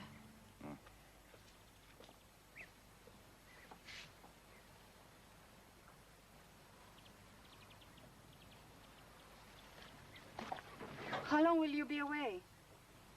A while. This cave.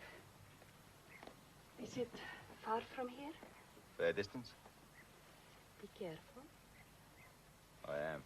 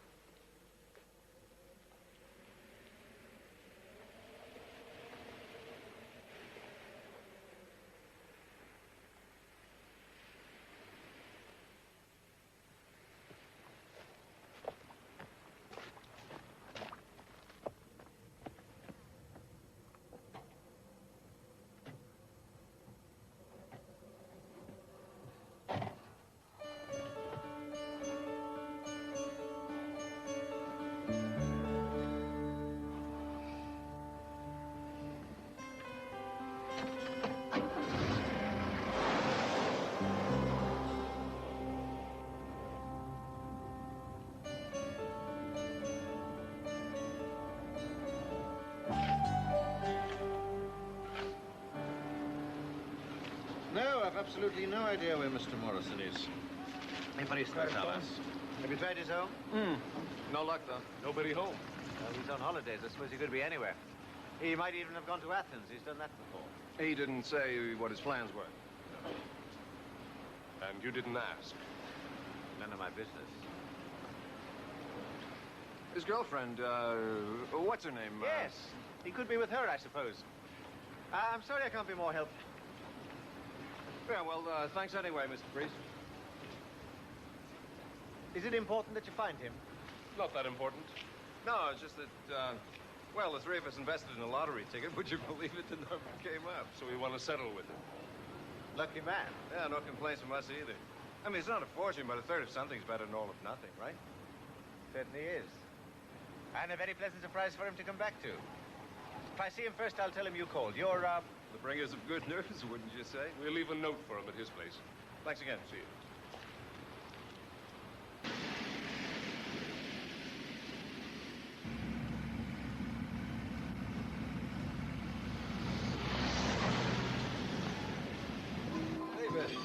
Oh, let me help you. Oh, no. I want a little of everything, a lot of caviar. I think you'll enjoy it, David. It's very special. Oh, and when you're finished, bring the plates over to the girl with the striped dress.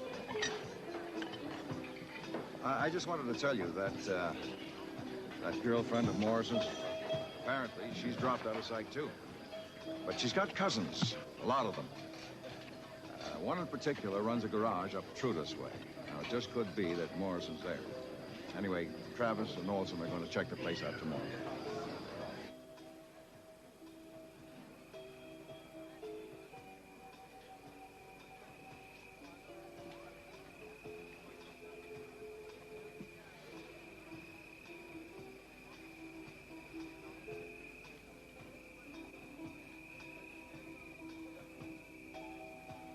Did I startle you?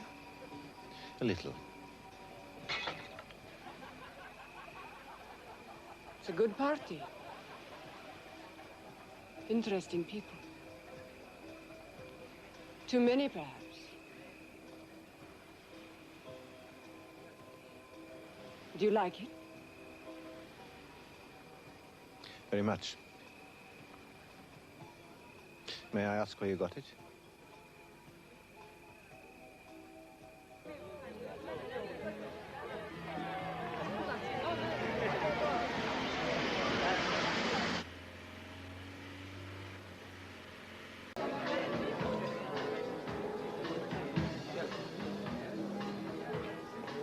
Good night, Andrea. Good night. Good night, Joseph. Nice seeing you again. Oh, you're not leaving already. It's early still. Working day tomorrow. Have to be on the site by 6. Lovely evening. Enjoyed every minute of it. Thank you for asking me. Well, I'm glad you came. Hope to see you again sometime. I hope so. Goodbye.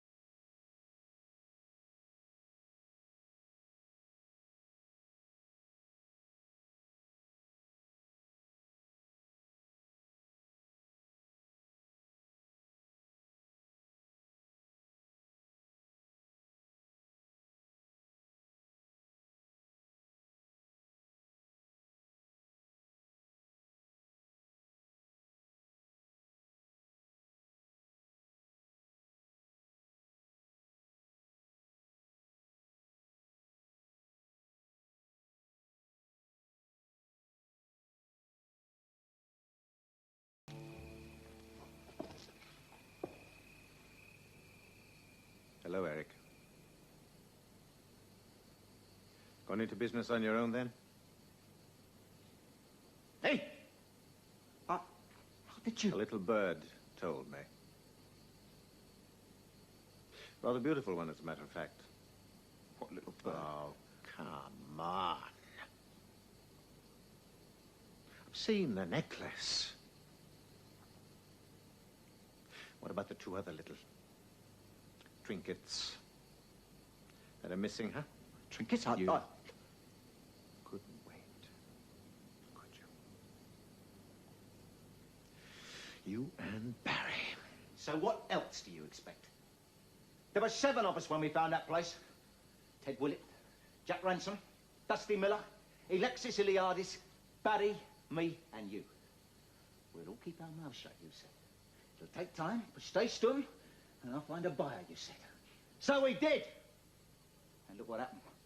12 months later, 4 of them are dead. Ted, Jack, Dusty, all had accidents. And Iliadis conveniently ups and kills himself. But Barry and me, we thought that was just too much of a... coincidence. Pity about that. It was bound to happen sooner or later, I suppose. It was Barry's idea. He sold the sapphires. Who to? I don't know. All he told me was that he wanted to buy it that you've got lined up. I underestimated him. He set up the deal. I was in and picked up the cash. I never got more than a smell of it. I got nothing for the necklace. But you know that's the truth.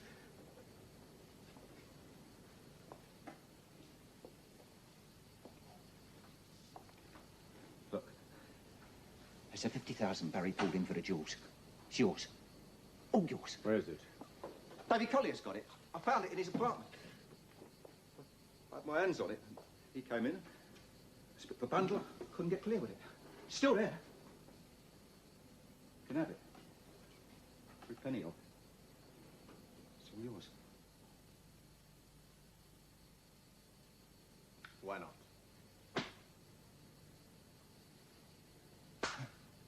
50,000 is 50,000, huh? Yeah. And you won't be needing it. No. God. Oh, my God.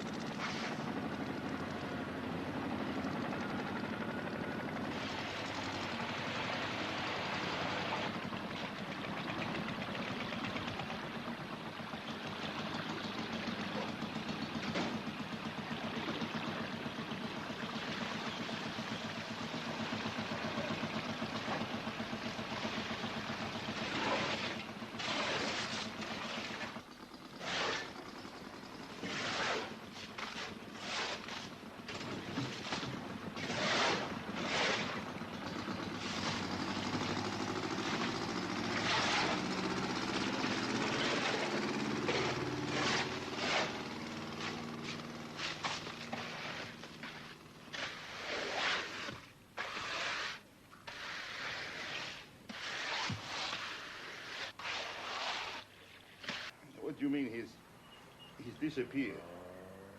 He's run off and left you, is that it? No, he wouldn't do that. Why not? He loves me. And you haven't seen him since last night, you say? No. Where? That's not long. But he said he would be back in 3 or 4 hours at the most. And where did he say he was going? To see someone on business. Where? I do not know. He did not tell me that. And this business, what was it about? To do with his work, I suppose. So after he finished, he had a few drinks. Anyway, he went out on the town and stayed out all night.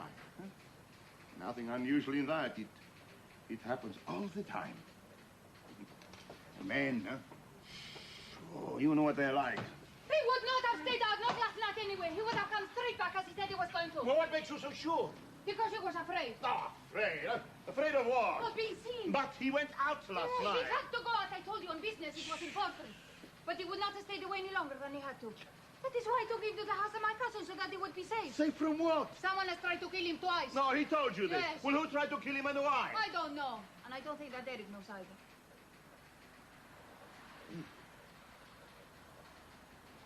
Twice, you say?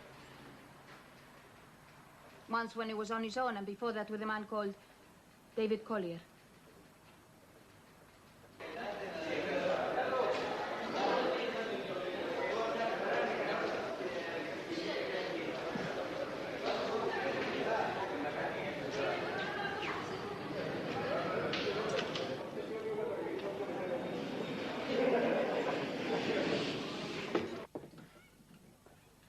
Good afternoon, Mr. Collier. Hello again. Yes, now why didn't I think of that? Come in. Bit of a switch, this. You coming to see me? Decided to deport me, have you? I'm looking for Eric Morrison. Well, well, welcome to the club. Why the sudden interest? When I wanted you to talk to him. He has disappeared. No, he's on leave. Up in the mountains with his girlfriend. But yesterday evening he drove off somewhere and then she hasn't seen him since. She's worried about him. Yeah, with good cause, I'd say. Yes, perhaps. She confirmed your story about the shooting incident at Trimaclini Bridge. Ah. Morrison told her So about you it. believe me? You finally believe me? About that? Yes. But not about the money. The woman, Helene, Haralambos, the barman, Basilios, that I was attacked, that my brother was murdered. You still don't believe any of that? Where were you last night, Mr. Collier? At a party. Can prove that? Yeah, of course. What time did you leave? Don't know, about midnight. And you came straight back here? Yes. No, there was a girl. I took her home. Look, why the cross-examination? I don't know where Morrison is any more than you do. I wish I did. I haven't seen him since... Since the day you had a fight with him. How did you know about that? It was reported to me. Oh, of course. What was the fight about? Oh, no. If you can't accept the other things I've told you, there's no way you're going to believe what that was all about. Tell me. Ah, all right. I came back here and found Morrison with a briefcase. The one with the money in it. The one the mysterious woman I invented gave me. The one that was stolen from me in the attack that I imagined. You know, that fairy story of mine. Go on. What's the point? Well, I'm listening, aren't I? Morrison claims he found the briefcase in the bedroom. And he didn't. Well, I suppose he must have done, but I don't know who the hell put it there. It certainly wasn't me. So? So I tried to persuade him that the best thing to do was to take her to you, but he wouldn't go along with that. He shoved me out of the way, and the next thing I know is that we're knocking the hell out of each other in the street. And the local law moved in and broke us up. And what happened to the briefcase? Ah, yes. Now we come to the bit you're not going to swallow. When the fight started, the briefcase was there, on the floor, open. When I came back up here with one of your lot, it had gone. Morrison took it. No, he pulled out empty-handed. Then who did? I don't know. So why didn't you tell me about this at the time? You've got to be joking. After everything else that happened? After you having as good as told me less than an hour before that I was crazy? Oh, yeah, you'd have really gone for a story like that, wouldn't you? You don't believe me now, do you? God knows what your reaction would have been then. My guess is you'd have had me committed. You might still, for all I know. Do you mind if I look around? I don't suppose I can stop you. Oh, yes, Mr. Collier. Easily. Cyprus is not a free state. All you have to say is that you do mind. Yeah, then you get a search warrant. Possibly. But that comes under the heading of legality, and your rights will still be fully protected. We believe in legality and justice. We learned about them from the British, even though sometimes they forgot about them themselves. Well, look around.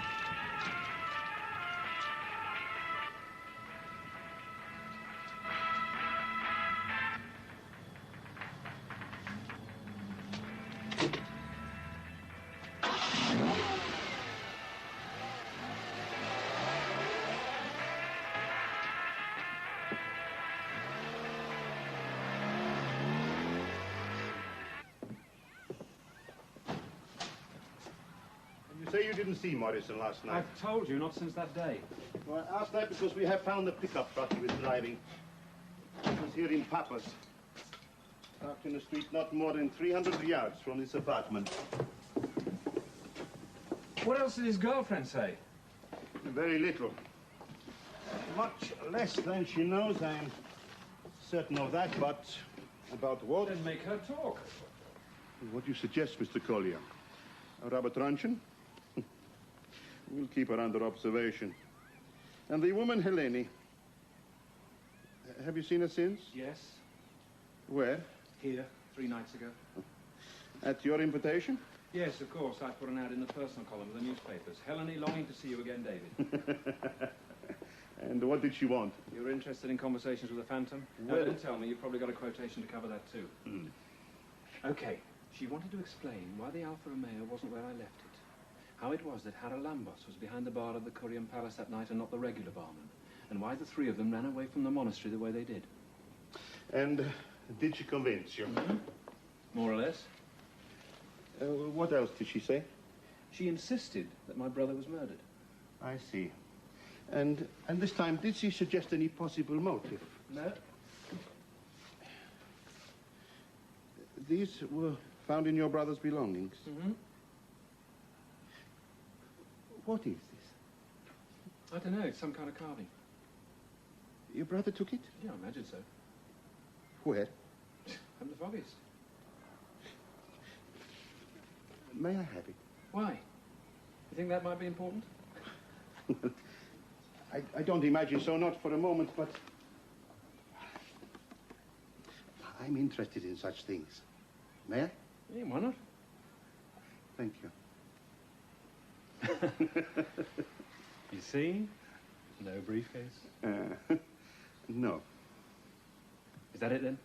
Well, for the time being, anyway, but until I give you the word, you won't leave Cyprus, will you? The last time you couldn't wait to the back of me. Yes, well, I've changed my mind. Really? There's hope yet, then. You might end up by believing me. Wolf, wolf. Huh? The boy who cried wolf. Yeah, what's that got to do with Well, me? you cried wolf twice, but the third time you didn't. What's the significance of that? Well, either that you learned a lesson, or perhaps I was wrong. And there are wolves about. Well, no, as I've already told you, last time I spoke to Morrison, he didn't appear to be worried about anything at all. And he denied having even spoken to David Collier, let alone having met him the same afternoon. Yes. Thank you, Mr. Paris. Now, may I ask, is something wrong? Has there been some kind of new development? Yes. Morrison has disappeared, and his disappearance is now the subject of an official inquiry. Mr. Priest.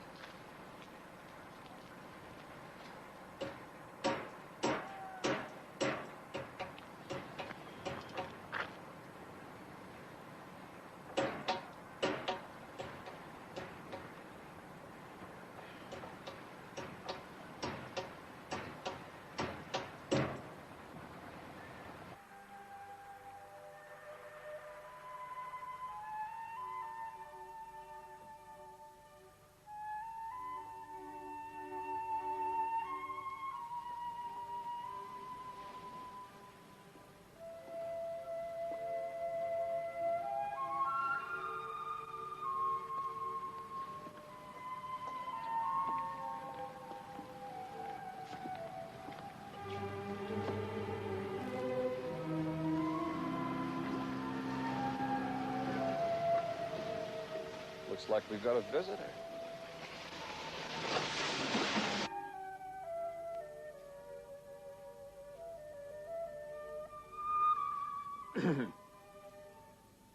What is it, Travis? I'm sorry to disturb you, but there's someone come on board who insists on seeing you. Oh, who? Priest, Martin Priest. Remember me? I was at your party. Good evening, Mr. Hellman. Oh, of course I remember you. Good evening. What can I do for you? Spare me a little of your time. In private. It's okay. Cashed in that lottery ticket yet, have you? So, Mr. Priest, how can I help you? Thank you. I'll have a large scotch and a very little soda. By all means, help yourself. Something for you? No, thank you. Not right now.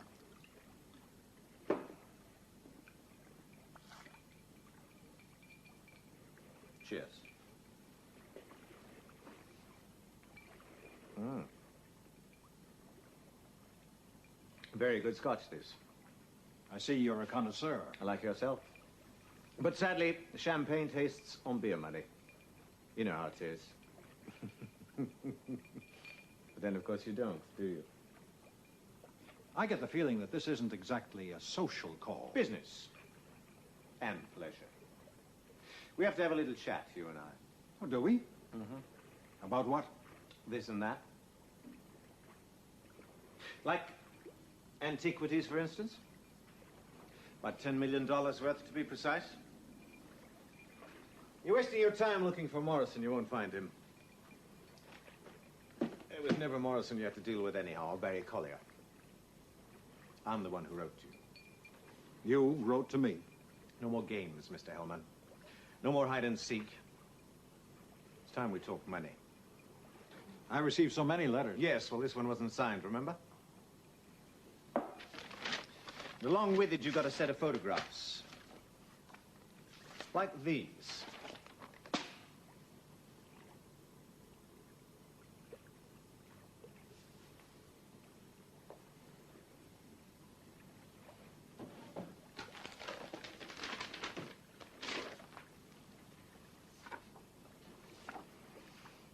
Satisfied?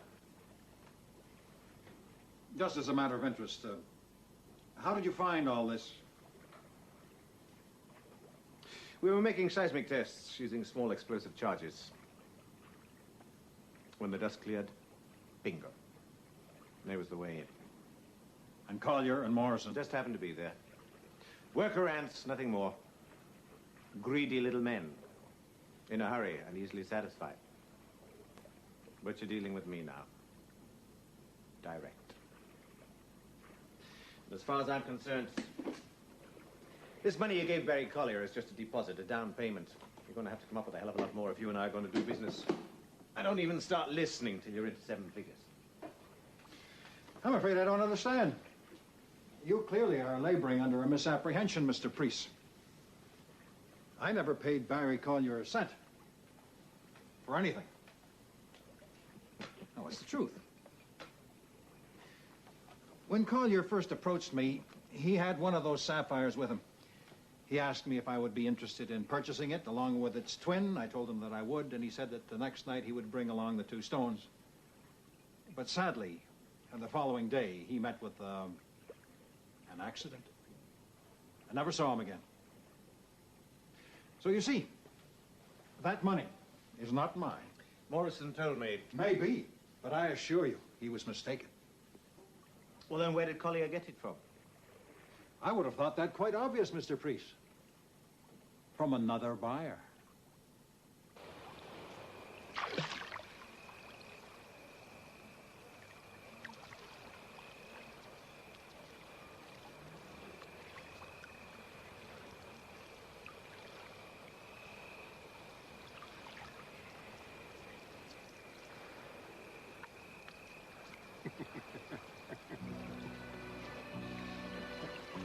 Another buyer? That's right. Who? I've no idea. The woman? What woman? The woman who was at your little get-together last night wearing the necklace. Or is she part of your setup? I don't know what you're talking about. What necklace? A necklace that was lifted with the sapphires. That necklace. A woman wearing this was at my party last night? Yes, it was she who pointed me in the direction of Morrison. What's her name? Well, we didn't introduce ourselves. It was only a brief meeting, but informative. Now, are you saying she's not tied in with you? In no way. Look, I told you, I bought nothing from Collier or Morrison. Well, then she has to be the competition, or part of it at least. You'd no idea she was at the party? None whatsoever. She must have been invited. Not necessarily. And even if she was, with so many people there, and since you don't even know her name, well, what was she like? Beautiful. Well, That description could fit any number of women who were there, depending on your taste, of No, course. I mean, really beautiful, outstanding. A collector's item. In that case, I'm sorry I missed her. David Collier went to the police with some cock and bull story about a beautiful woman he met in the bar at the Curium Palace Hotel. Helene. You know about that? Well, of course. How? David Collier told me when he came to see me to ask for my help in finding Morrison. And you agreed? Naturally. In my own interest. Because from what David Collier told me, it seemed that Morrison was the man I had to deal with. Then maybe Collier wasn't having the police on. Maybe it wasn't all fantasy and this bit about the woman was true. Maybe there's Helene of his. And this woman I spoke to at the party last night are one and the same person. Maybe even Collier brought her to the party. No, he came alone. Okay, he came alone, but it's still a possibility, isn't it? A possibility. Now, this woman, whoever she is, she bought the sapphires from Barry Collier. Is that what you're suggesting? Well, she had the necklace, so it's obvious, isn't it? Well, if she did, she cheated him. And you wouldn't have done. No, Mr. Priest, I wouldn't have. My offer would have been a fair one, as always. And the necklace, you think that she got that from Morrison? Yes. For free. An even bigger cheat. Charming. She seems to be a great person to do business with. And a dangerous one. Dangerous? Oh, you said it yourself. She pointed you at Morrison. Yes. Locked me right onto him. Why? Hadn't that question occurred to you? What did she have to gain? Well, there can only be one answer to that, can't there? As far as she was concerned, Morrison had outlived his usefulness. And if she was finished with him, it has to be because he had already told her everything she needed to know. He may even have drawn a map for her, pinpointed the location of the tomb. Yes, you do that, Mr. Priest. You check. Because you never know. The cupboard might be bare. If you're thinking of putting your two heavies on my tail, forget it. For their sakes and for yours. You'd have to pay the funeral expenses. Even if someone hasn't already got there ahead of you. The lady, Helene or whoever, she's still a threat. We can take care of her? We? Oh, no, Mr. Priest. This is your problem for you to solve any way you see fit. You see, I am not an executioner. I have a different function. I am merely a receiver. Admittedly, I have a somewhat unsavory reputation, but I do not kill. It's an unbreakable rule. I see. But dealing with killers, I don't imagine you have any scruples about that. None whatsoever. I do it all the time. Okay. So I handle it alone. Just be ready to pay out when the time comes, huh? I will be. To whoever delivers the goods. Oh, Mr. Priest, haven't you forgotten something? Your bonus. David Collier's pension.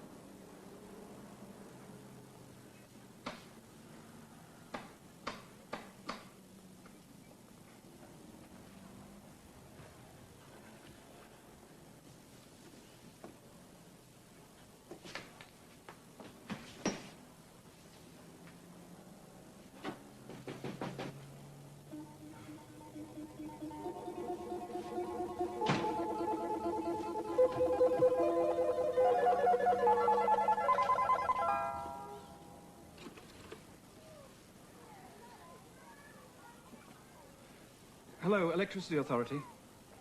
Yes, I'd like to report a fault, please. You speak English? Yes, I'd like to report a fault, please.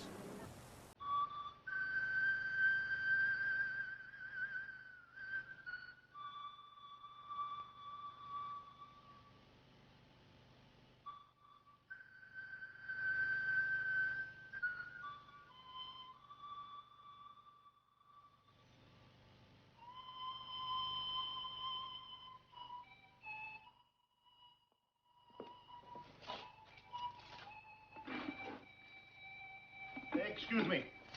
Where will I find Professor Stiliano? Yes? Professor. Excuse me, Professor. I'm sorry to disturb you, Professor, but Inspector Dimas, Monsieur, please.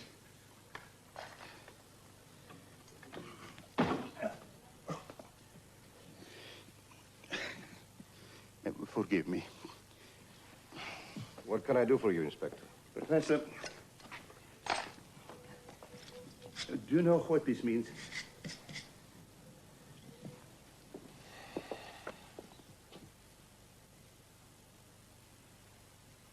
Where on Cyprus will I find it?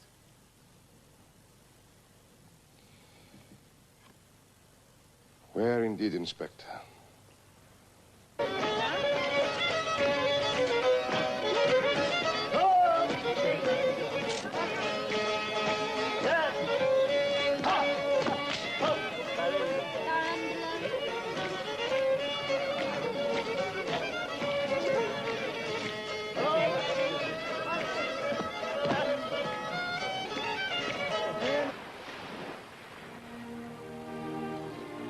Knight to Queen's Bishop 3. No word from Priest. No. So maybe he's been cleaned out, huh? Maybe. Bishop to Knight 5. Pawn to King 3. Could be tangled with the opposition and they came out on top. Oh, I doubt it. There's so little natural justice in this world. Pawn to Bishop 4. If Mr. Priest should return to do business with me, you will watch him very closely, understood? Understood. Even if she hasn't done so already, the Queen might move against him and take him off the board for us. Well, then it'd be her game. You'd end up with nothing. Well, not necessarily. Remember our friend, David Collier. Useful pieces, pawns. Well, how is she this morning? Well, Maria, you've had all night in a cell to think about it, so? What do you have to say to me now? I don't know what you want from me. Honesty? You are saying that I'm not honest? Frankness, then. I have already told you. Only what you wanted to. I don't know what you know. I believe you do.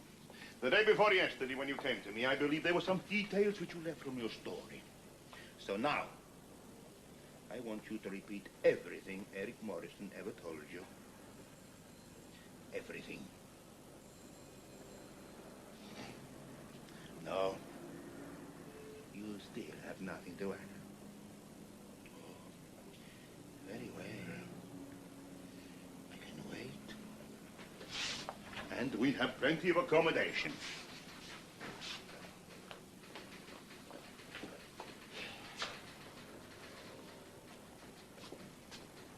Treasure. He said they had found treasure in a cave. Where?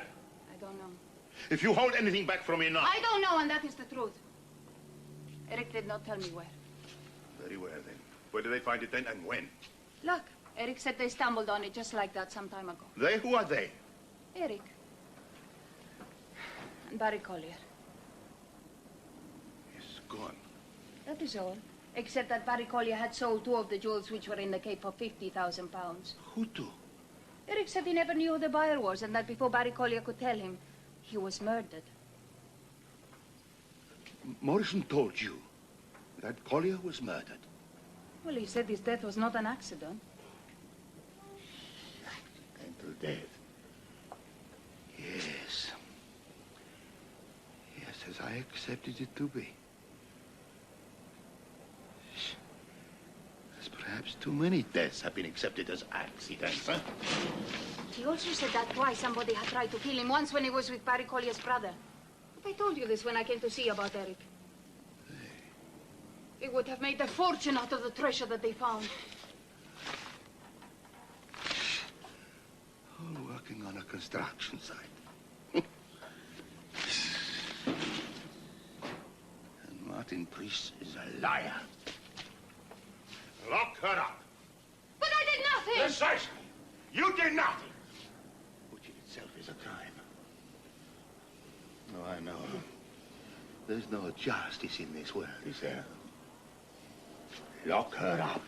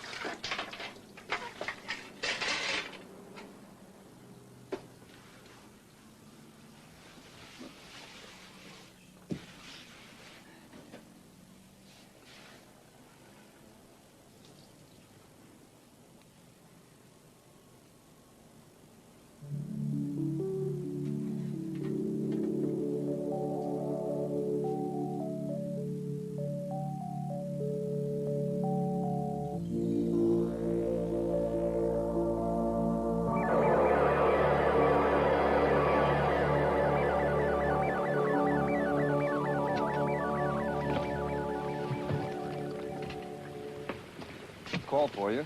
It's Collier. What you want? Wouldn't tell me. Says he wants to talk to you.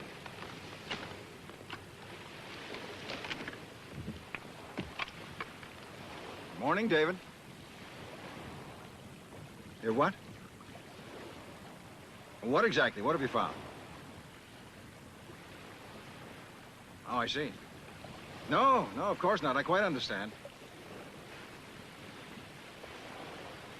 Well, it's much better, but where? Oh, sure, that's no problem. Well, I don't know, in about 45 minutes or so?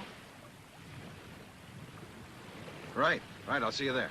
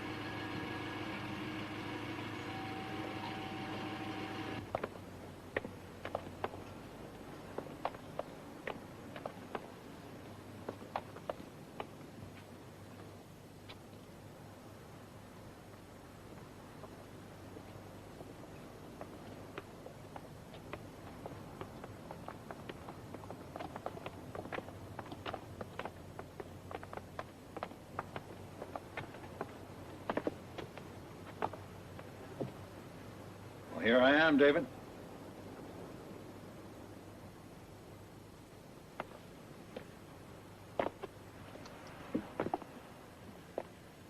So what did you want to see me about?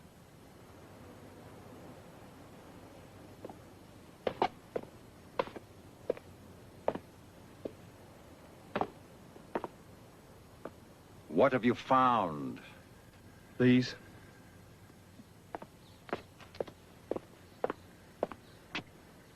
Do you know what these are? Yes. They're sapphires. The eyes of love, stolen from the death mask in the tomb of Aphrodite.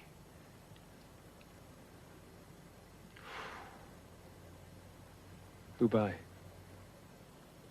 Your brother.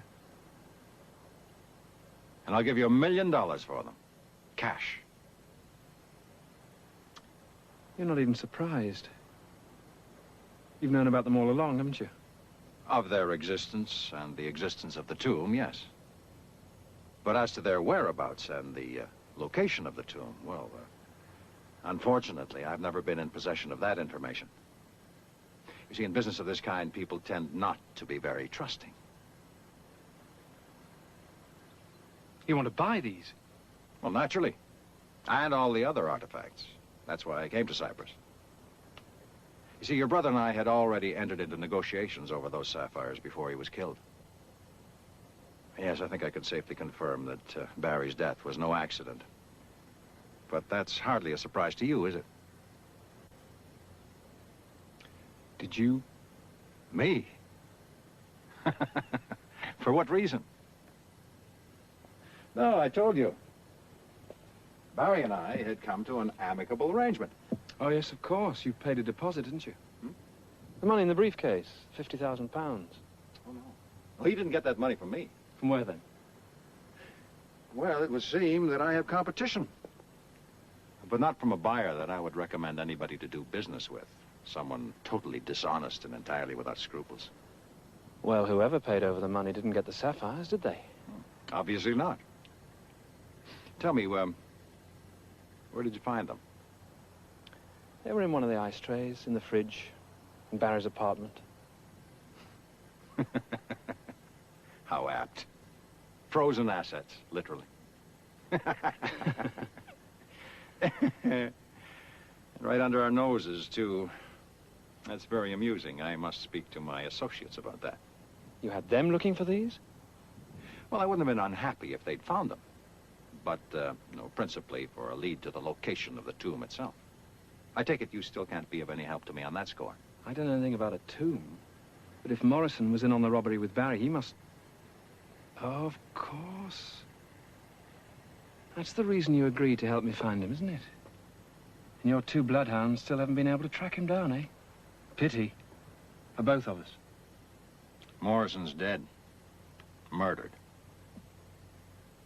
Who by? Same person who killed your brother? I want a name. Give me a name. I'm sorry, David. But you just have the sapphires. And I may still have to do business with the killer, however distasteful that may be to me. But I like you. No, really, I do. So I'll tell you what, when this is all over, when everything is tied up, I'll give you that name as a bonus, I promise. And what you do then, well, that'll be entirely up to you, won't it?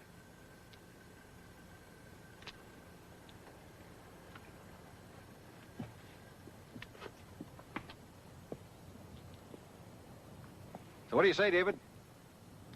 $1 million in cash. Or if you prefer, a certified check drawn on just about any bank in the world. And you can take the money in the currency of your choice. Swiss francs, German marks, yen, rubles even. But they don't belong to me. Of course they do. Those jewels are part of Barry's legacy to you. Okay, so maybe technically he stole them, but when you get right down to it, who from, huh? I mean, who's the loser? Not some insurance company, that's for sure. It's not as though he broke into Tiffany's for them, is it? He got those out of a hole in the ground somewhere. Someplace no one's been into for 1,000 years. A place no one even knew was there. Those sapphires, well, they're sort of lost property. Finders keepers, right? Okay, so Barry found them, and suddenly you got lucky. Boy, you're standing at the end of the rainbow.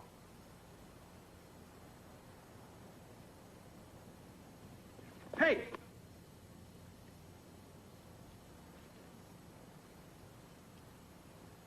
$1 million. That's a fair price, David, believe me. You won't find anyone who will top it. So what do you say? Is it a deal?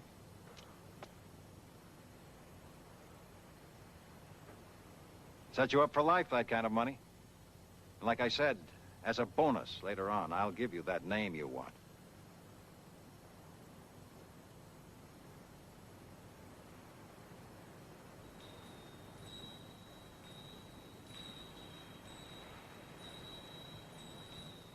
David? What's the matter? What is it? I'm sorry, but you're wrong. These sapphires aren't mine to sell. Nor were they Barry's.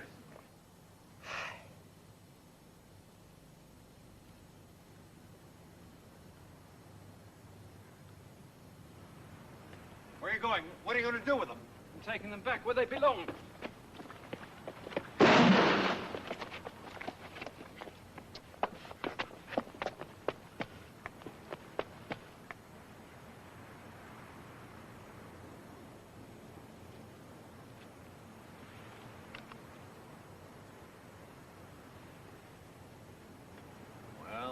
Well.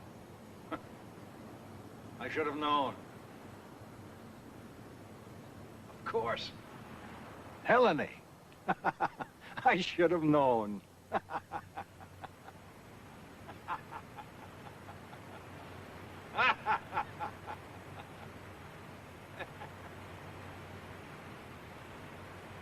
You want us to go after them? But there was nothing we could do. Against them? Of course not.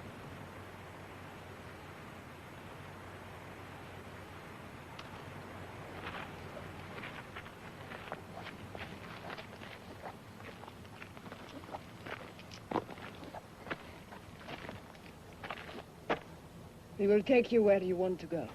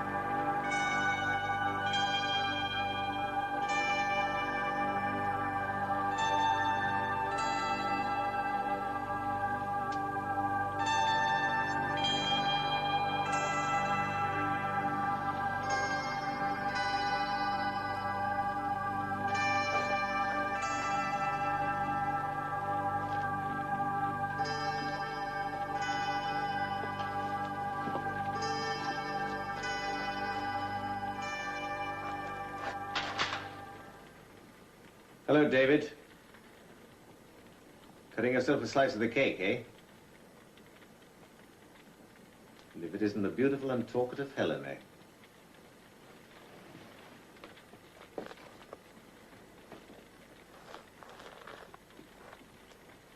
You must be Haralambos.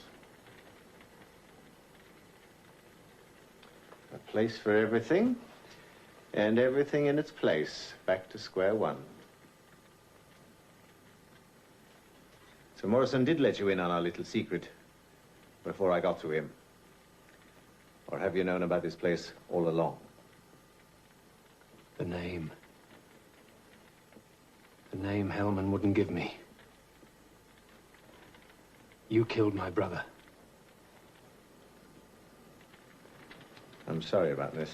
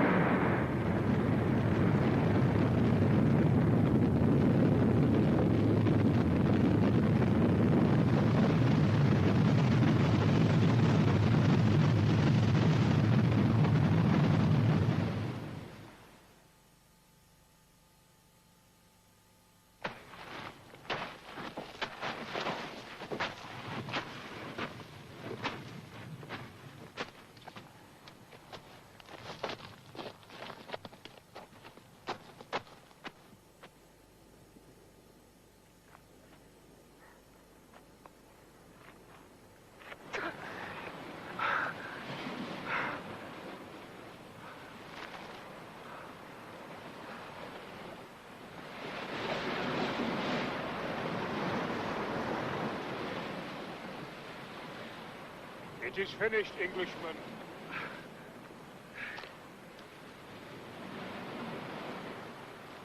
I tried!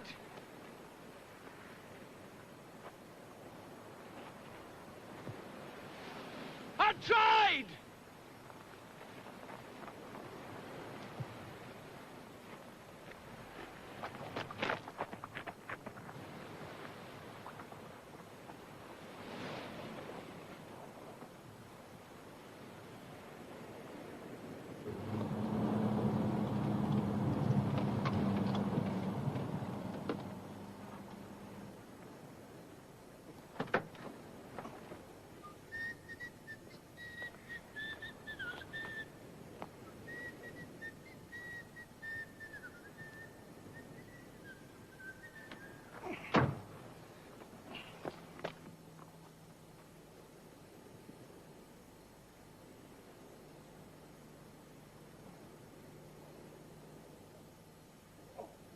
Andreas!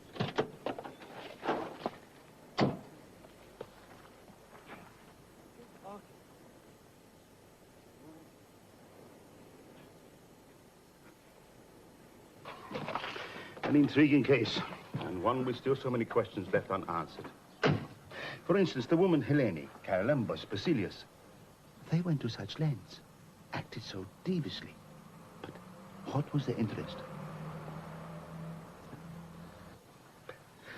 They were clearly not looking for profit from the tomb.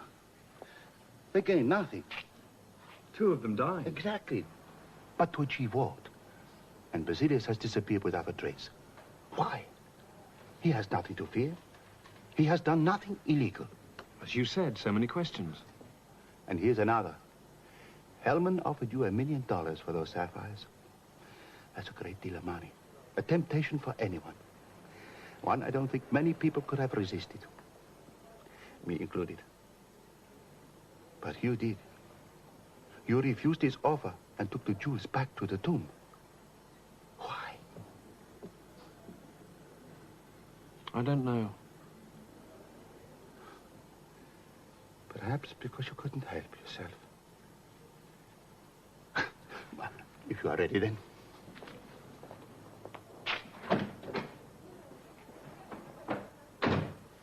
On the way to the airport, do you mind if we make a slight detour?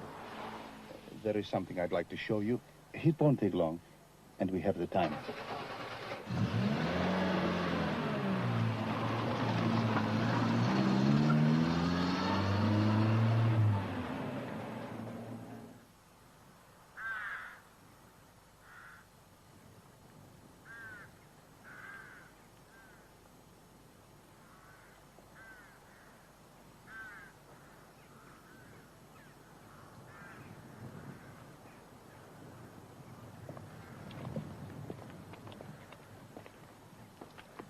Apollo. That has some significance? Apollo? No. No, I think no. Nor Hermes.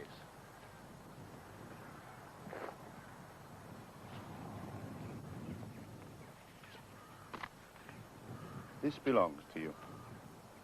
I saw these carvings in the tomb. Do you know what they say?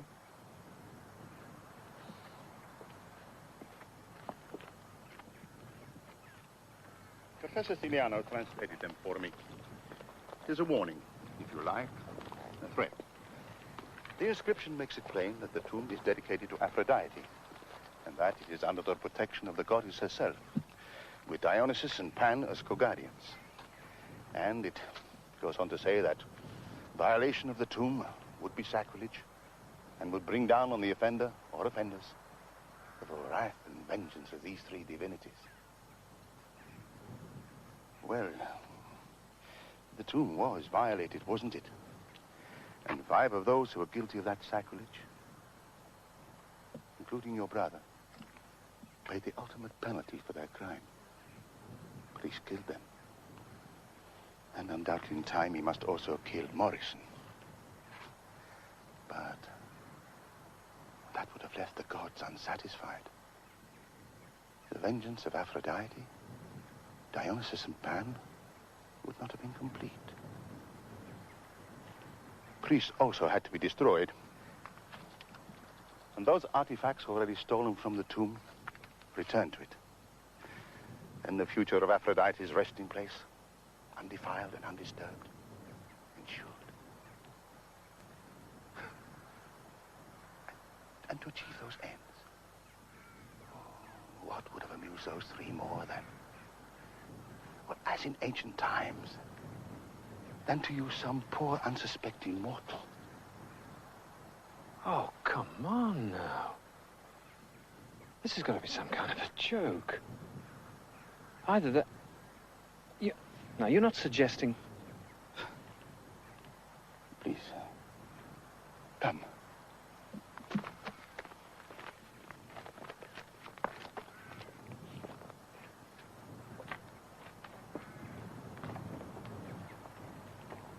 Pan, the mischief maker. It's Haralambos. It's him, I tell you. It's Haralambos.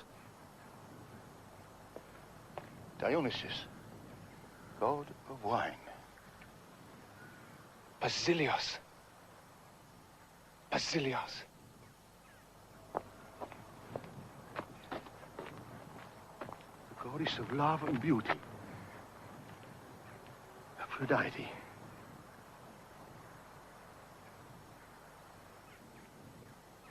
It's them. Haralambos. Basilios.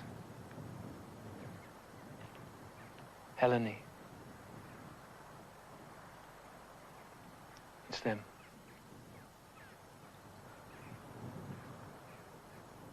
A positive identification, Mr. Collier. But it isn't possible. Is it? There are some who'd say it was. I'm a man of the 20th century and a police officer. I deal in facts. Evidence. And there are no facts, no evidence to support such a preposterous theory. But I am also a Cypriot. And this is a magic island.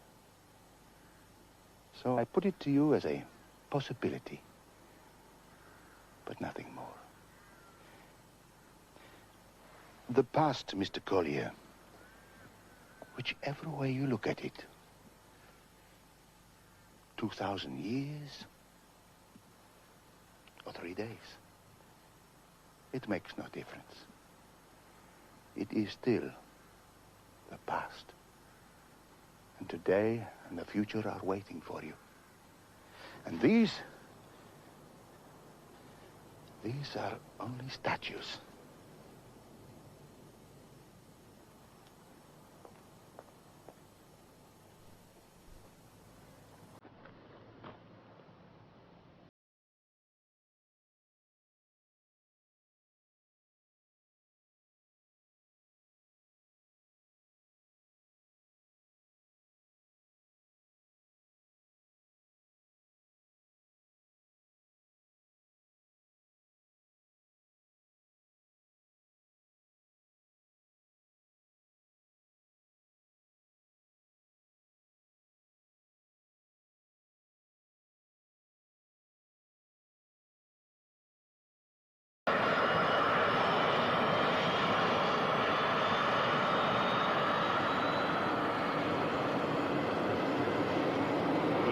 Goodbye, thank you.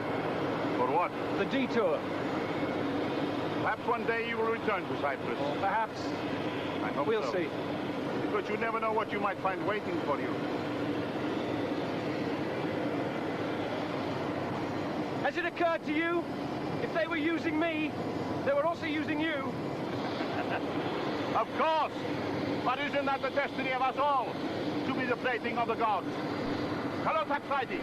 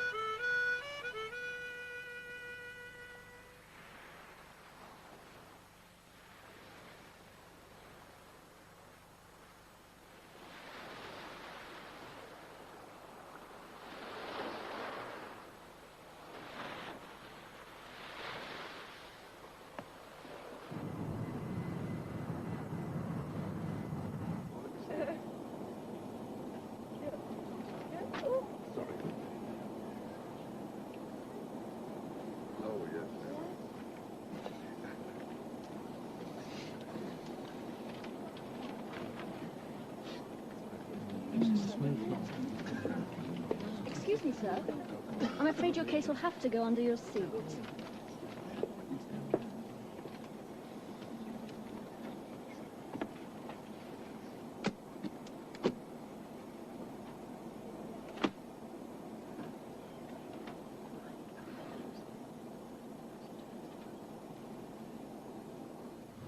All gods and goddesses are immortal. They cannot die.